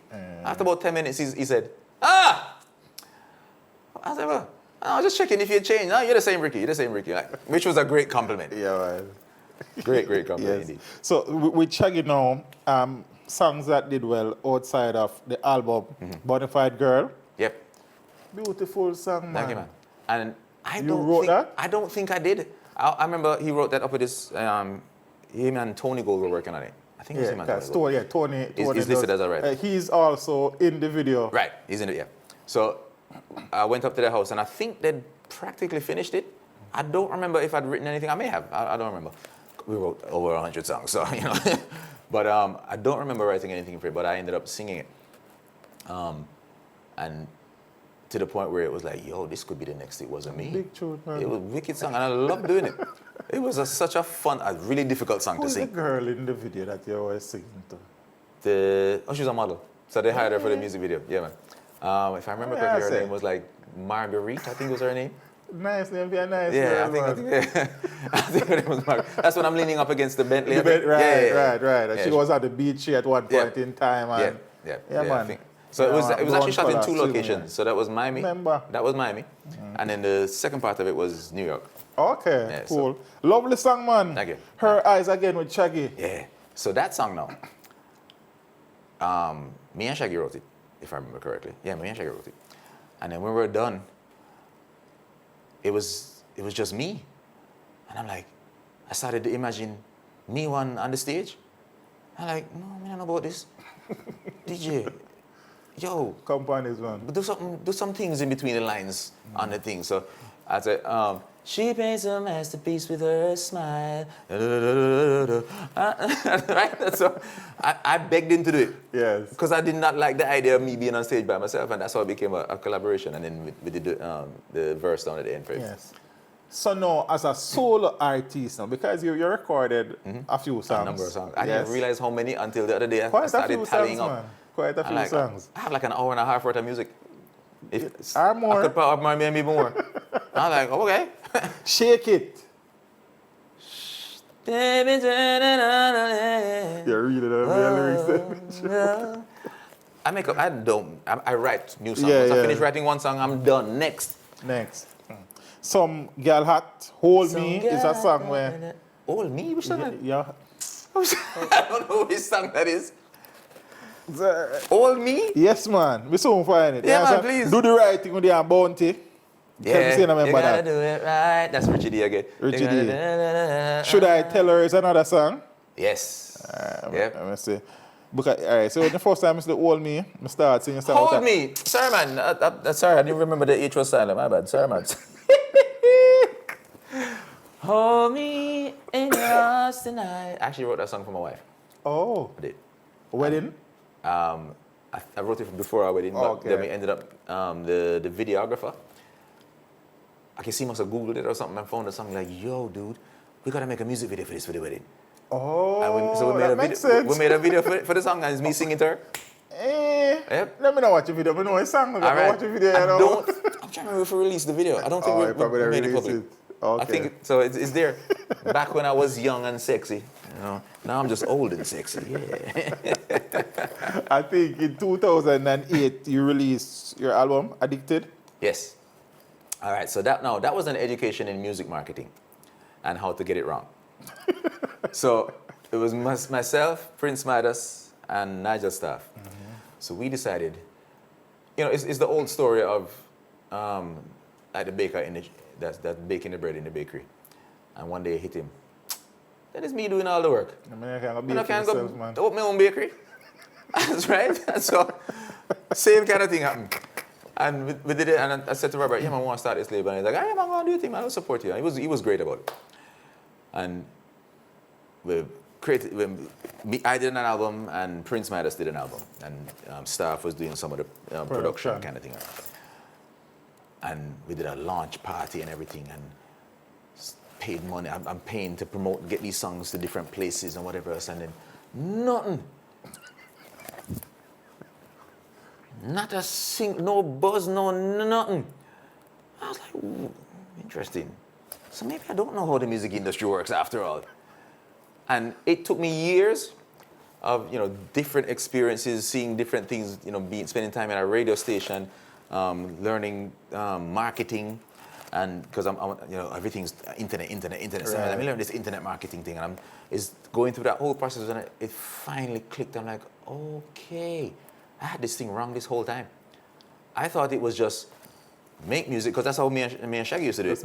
We just make music, and then, here, Robert, make us rich. Right? Or in our case, it was like, we make music, and we're like, here, radio stations, you're welcome. We're amazing, we know. Yes, we know. It did not work like that at all, because we missed one major fundamental. We forgot the audience. Now, I still love those songs, and my kids love those songs, but that's not what the audience that we're after, that's not what they wanted. And so we were giving them something they didn't want. And it's like, music business is like any business. If you're selling shoes, if you're selling clothes, sell what the people they want. If you have to figure out what the people want first, and make your version of that.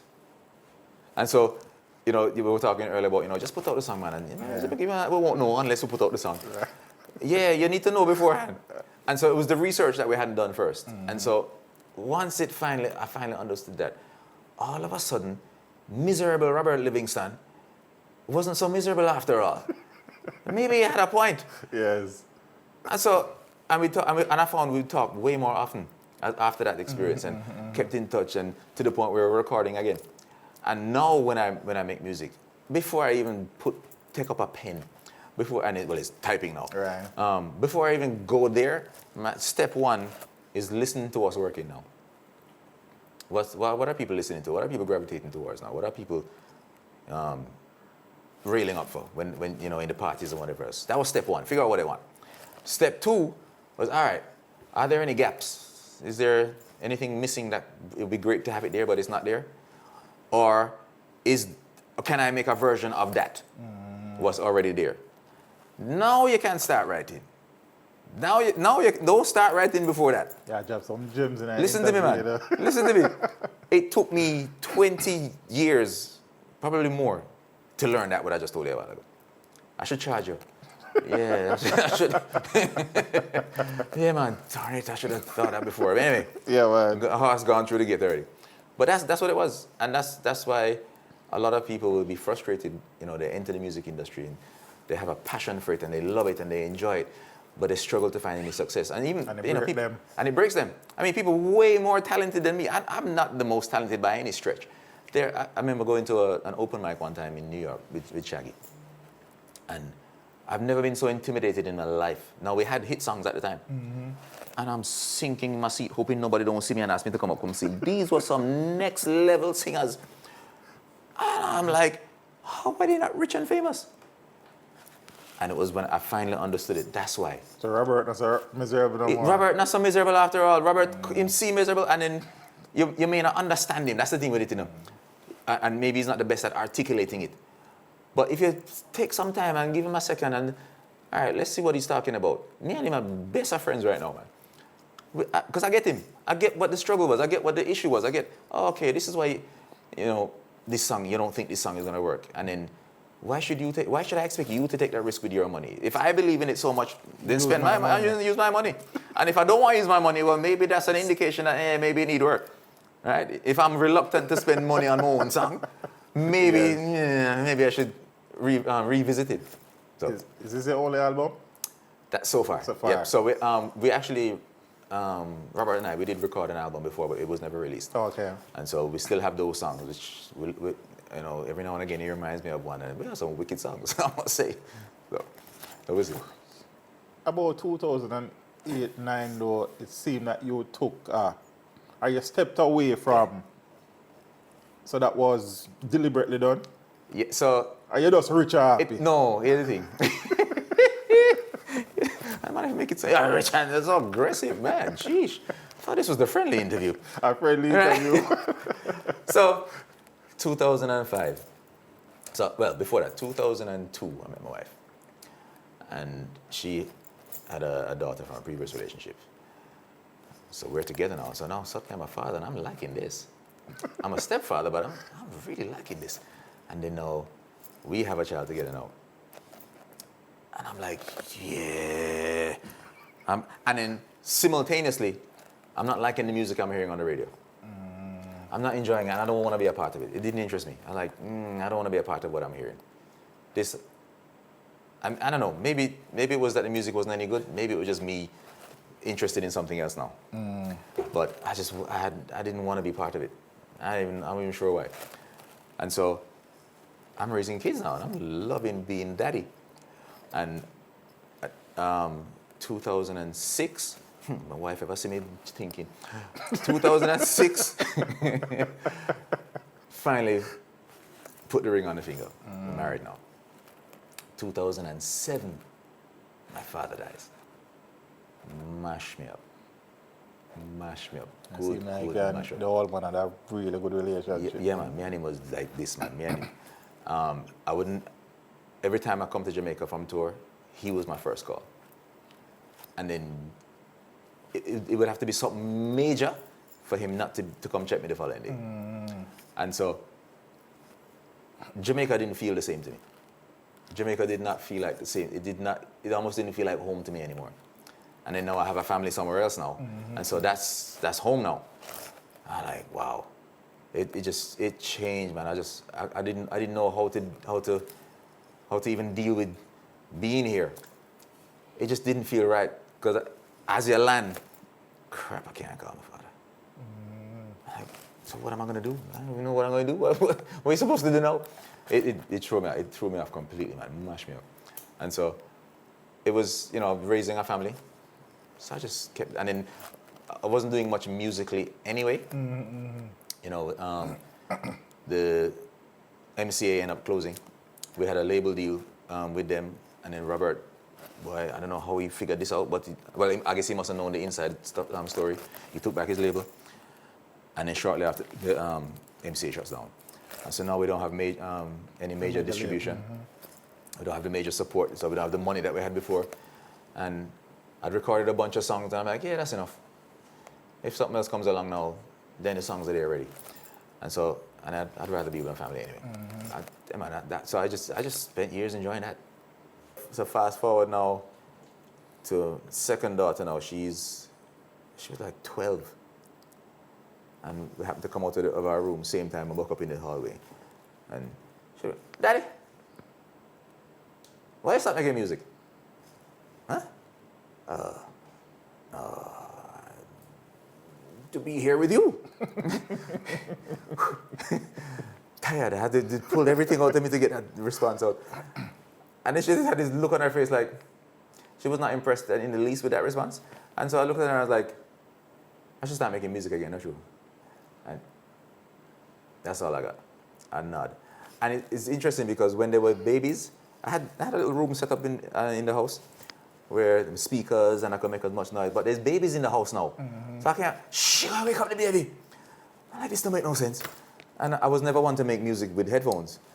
So like, I ended up giving my speakers to my brother, one of my brothers. So I wasn't making any music. And I guess I was kind of waiting for permission to start making music again. Yeah. And so when she said that to me, I took that kind of as the marching orders. So yeah, all right, maybe I'll start making music. Maybe it's okay now.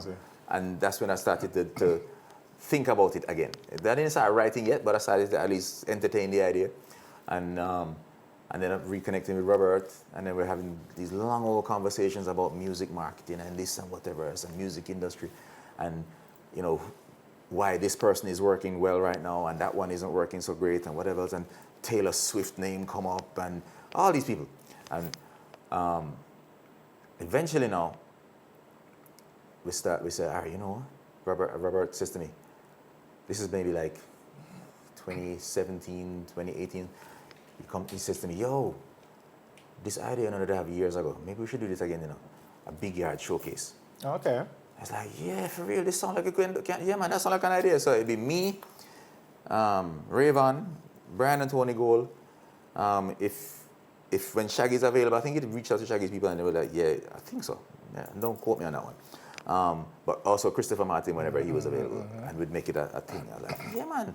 And so he starts reaching out to promoters, and yeah, man, they're loving the idea. So it's because it's not just an artist anymore; it's a full package you get. Right. You get a show now, so they don't have to do that work. You've done that work for them. So it, you know, from a marketing standpoint, you just made the promoter's life really easy. And so had two people, but then one of the people was in Israel. And when near to when the show was supposed to go happen, there was some war thing going on, some military conflict going on, and so the promoter's like, yeah, I don't think I can do this anymore. So he pulled out. And then there was another one, I can't remember where that one was. I don't know if it was his funding or something, but he pulled out. Like, great. But this was April 2020. So we were supposed to start, we had one to start April 2020, but then April 2020 came. And so, of course, the show didn't happen. Right. And I was relieved because it had been so long since I'd even been on a stage and so long since I'd sung at that level that I was worried. I was in no shape or form to even do that then. So I wasn't too sorry that it didn't happen. And then I also wanted, and then Robert was saying this too, we need some new songs. So let's get one or two songs out there, create the buzz again, and then now we can sell a show package. I'm like, yeah, for real, I agree with you. And 2020 comes, place lockdown, and I'm like, all right, well, I guess shows aren't going to be a thing again for a while. Let me go online and see what people are doing music-wise. And I was blown away by how creative up-and-coming musicians had become with the internet age and the YouTube age and all this stuff. And the things that, there was this one guy I came across, he was frustrated, giving up on his music career, went to a conference, he took a job at a university, and realized there's no entertainment for the conference, and he convinced the event planner to let him perform, and now that's what he does. He performs at conferences. And makes like 20 grand a show doing it. And then when the pandemic came along and everything locked down, he did it virtually and charged the same amount of money. I was like, what? That's even possible? And so I'm seeing all these, really different ideas of ways of making money from your music. And so I'm getting hopeful now. I'm thinking, all right, there's hope. Maybe I don't have to do that. I mean, I'd love to. But if that doesn't present itself as an opportunity, well, there are other options, it turns out. And so that's what I spent a lot of time researching. And then now combining marketing and songwriting. And I write very differently now. And I say very differently. Right, it has evolved. It has evolved in a way that instead of it taking us 100 songs to come up with 14, it takes me 30 songs to come up with 10. Okay. So, because I have a process now, I know there's an audience that I need to consider before I start.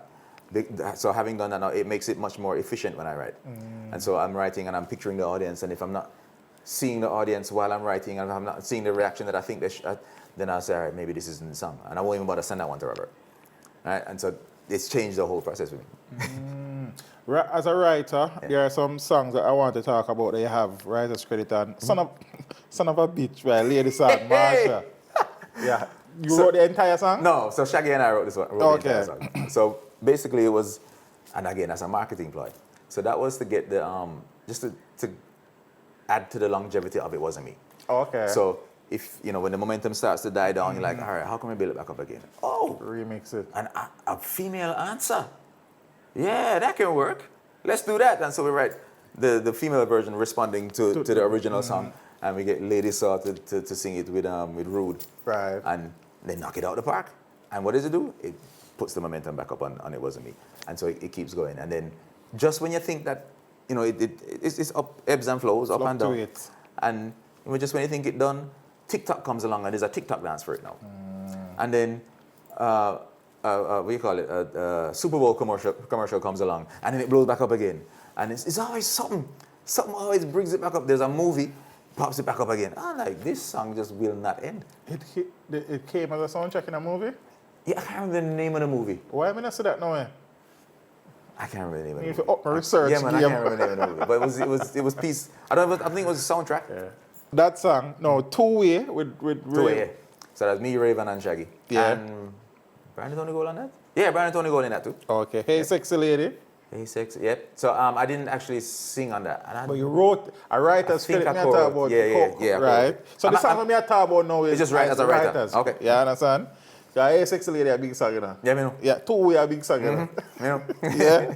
Strength of a Woman. Yes. Massive song. So that song is funny because I was at Shaggy's house in New York, and he called me into the studio. I was like, he has a pool table in his basement.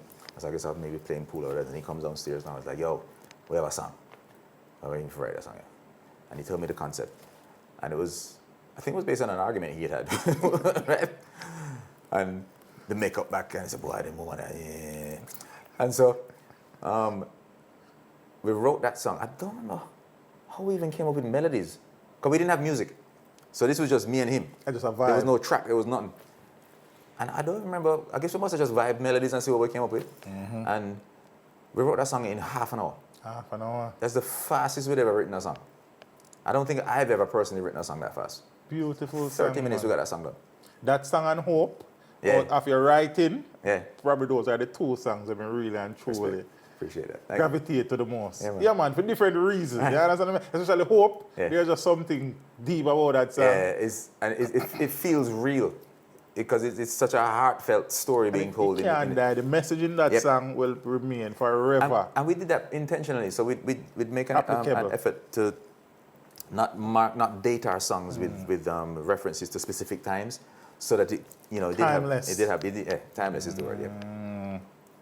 Irresistible, Brian and Tony Gold. Yes. And Ultimatum, Shaggy. Shaggy and what's your name? Nasia, I think. I'm not sure who else would Shaggy the pan still. I think it's Nasia, yeah. Yeah, there's only for writing, there's only for... So pretty much every album, it was me and Shaggy. Right. For the bulk of it.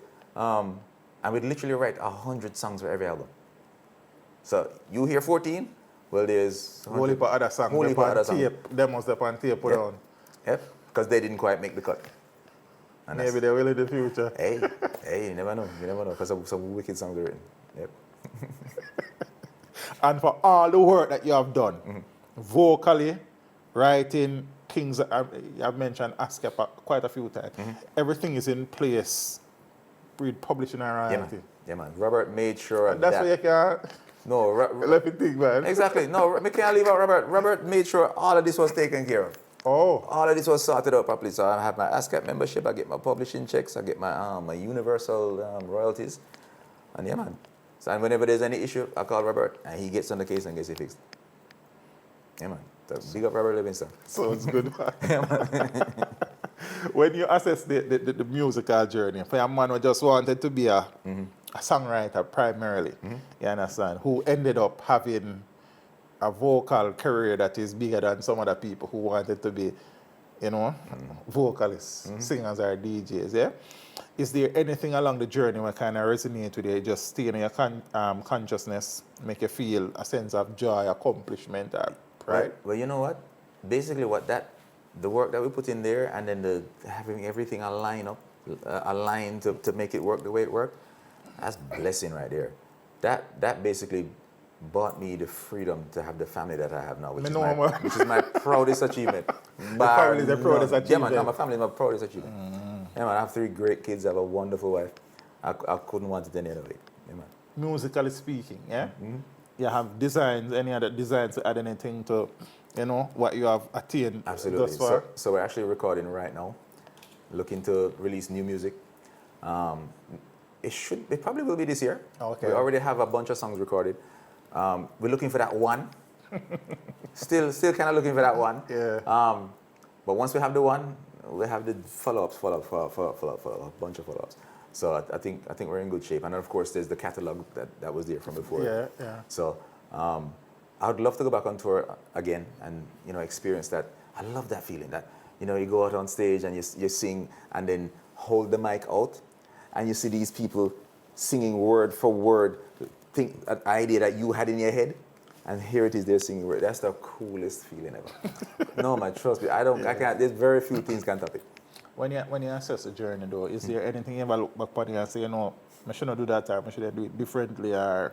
Well, here's the thing. If anybody that lived their life and look back and can't spot things that they wish they'd done differently, didn't live an actual life. Yeah, you're gonna make mistakes. There's no getting around it. You're gonna make mistakes, you're gonna make bad decisions. I sincerely believe, and me and Robert talk about this, I made the best decisions I could with the information that I had and with the skills that I had. It's important. I wasn't too bright back then, you know. I'm still not too bright right now, right? Yeah. But given the skills that I had then and the knowledge that I had then, I did the best that I could. And could things have been done better? Sure. But I didn't have a crystal ball then. I don't have one now. So I did what made sense to me at the time with the information that I had at the time. And it worked for me. I mean, I'm here, I'm teach them. No matter with that. Be there with RIK ROK. Yeah? And the songs that you have, I know you said there was a song that you wrote with Brian and Tony Gold that you love. Yeah, man. Yeah? But is there another song in the catalog that resonates with you more than the others? So, yeah, man. There's a song that never came out for Shaggy's, I think it was for the Hot Shot album. A song called You Know. That never came out. And I always pictured it as being a song with Shaggy and Mary J. Blige. Oh. So we'd finished writing for the day. But the track that we'd just written to, it was just like, I don't know, something going on. And as we're packing up and getting ready to go, and it's still playing. And I think, I came up with a chorus melody. You know that I can't let you go. You know that whatever the words were. Shaggy's like, yo, that bad now. And so we stopped and wrote another song right then and there while we're packing up.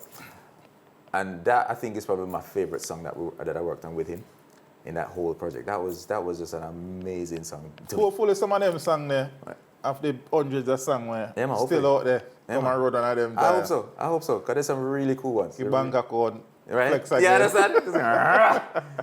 Yeah, so you have many collaborations with Shaggy. You have that collaboration with Deli Ranks. You have collaboration with Brian and Tony Golem. Yep. Yeah. Brian and Tony Golem. I think you have a collaboration with Screechy Dan. Yes. Some machine. Yes. Love Machine. Love Machine. Yep. Right? Screechy Dan. So you would have had collaboration with some big names in the space. Is there anybody we never work with collaboratively that you don't mind going to the studio go do something with all of them time? You know, I don't know if I even... And the collaboration with Killer we mentioned earlier. I don't know that I even think like that. I guess for me, and it's probably the songwriter in me. Oh, okay. It's more just the wickedest song. So if it's an unknown, but the song bad, yeah, man, I'm cool with it. If it's a top name, but the song is kind of, I'm kind of cringing, you know, because I'm a songwriter first, who happens to sing. Right. So this is all about the quality of the song. The song has to be great in my mind. And if I'm not happy with the song, then I don't know. I won't get excited about it. So I like it's even like Sean Paul. I've known Sean Paul for years. We're not like tight or anything, but we always see each other. We're cool with each other, and we've just never ended up doing a song together. I guess we've never found the song. Right. And you know, nobody not force it. Yeah, you're not exactly. If it happens, it happens. And I think it's the same with music. If you push it too hard, it pushes back. And you end up with something that sounds forced, and then the audience picks up on that. So you want music to sound more free and flow naturally. Because it's ultimately for them. They're the ones that are going to be singing along. Yes. You're just the vessel that they use to hear it. Yeah. For the promoters and soundmen who don't know if to find RIK ROK, how they find you? Through Big Yard. Through Big Yard? Big Yard. Just call Big Yard. If you need me, I'm there. I'm there. Yeah. So, doing some working on project now, and enjoying life as a father, as a husband. And I am. You know, as I said, the kids are growing nicely. Nobody don't face them too much yet. So I think we're doing okay. You're doing a good job. Yeah, I think we're doing okay. Is there any way you're not going to work yet? I know you say you miss going out on the road, but is there any particular place that you haven't gone to perform that you hope that one day a promoter call you from that side? India. You know what we did? We went to Midem. You know for your people them too, man? Not true. So we went to Midem, which is in the south of France. Right. And I was chatting with a I think it was a husband and wife couple that owned a label based in India. And they were telling me, yo, is Bollywood? They would love you there, and da-da-da, and they went on and on and on and on and on. And I'm listening to them and thinking, yeah, okay, fine, whatever else. And then it wasn't until long after that I realized how huge India is. It is. And how lucrative even that, like Bollywood is enormous. It's Bollywood stars that maybe you have never heard of that are like the Taylor Swifts of India. And the Bruno Mars and whoever the big artist is right now. Big market. And so that's somewhere I'd love to explore. We said, Doucet. Yes, sir. Yeah. A man who came, saw and conquer. And the greatest joy, I suppose, is that you never come with the intention to conquer vocally, but as a songwriter, but I guess the father have a different vision and mission for you. Yes, indeed. You understand? Yes, and you indeed. seize the opportunities and you made the most of it. And I think, I don't know if you probably ever think about it like that, but based on what you have done and the successes that you have had as a writer, you are one of the great writers in the space. Just cool, man. Nah, man. Think about it. Just think about hot shots alone. I mean, based on, if you look at the numbers, yes. Nah, man, you're one of the great writers out here, man. I appreciate and it. I don't know if a lot of people really sit down and realize that. Yeah, you're one of the great writers thank you. out here, man. Big up yourself, man. Yourself. And next thing, too, when I watch the video them when you're in, the girl, they must say your voice nice, my father, man. You see the comments man. underneath? And there's a word that keeps on popping up. Yeah. Underrated. And not only that, why RIK ROK not do more work? Yeah, man. I see the comments, and I appreciate that. I appreciate you looking out for me. I love People that love you, man. They do, and I love them right back. And Girls, I think my favorite comment, right? My favorite comment is, they sound exactly like the record. True. That's A my lot of that comment, favorite. true. That's a compliment that beyond compliment. That's the one I appreciate the most because it's tough to do, to sound like you did in the studio. No auto-tune, man. No auto-tune. Yes. I mean, I don't know if you can hear this because there's a rustle going on in here right now. There's another recurring comment. You and the chemistry with you and Shaggy, how come you and Shaggy hasn't done a focus album? Yeah, that's true. Yeah, I never seen that coming, but that's a point. We never did, and I doubt that would happen now. But it would have been cool. Yeah, it would have been cool to explore. I don't know. It wasn't meant to be, but And I guess enough material is there. Yeah, there's a ton of material. So it could still happen. I don't know. We'll see.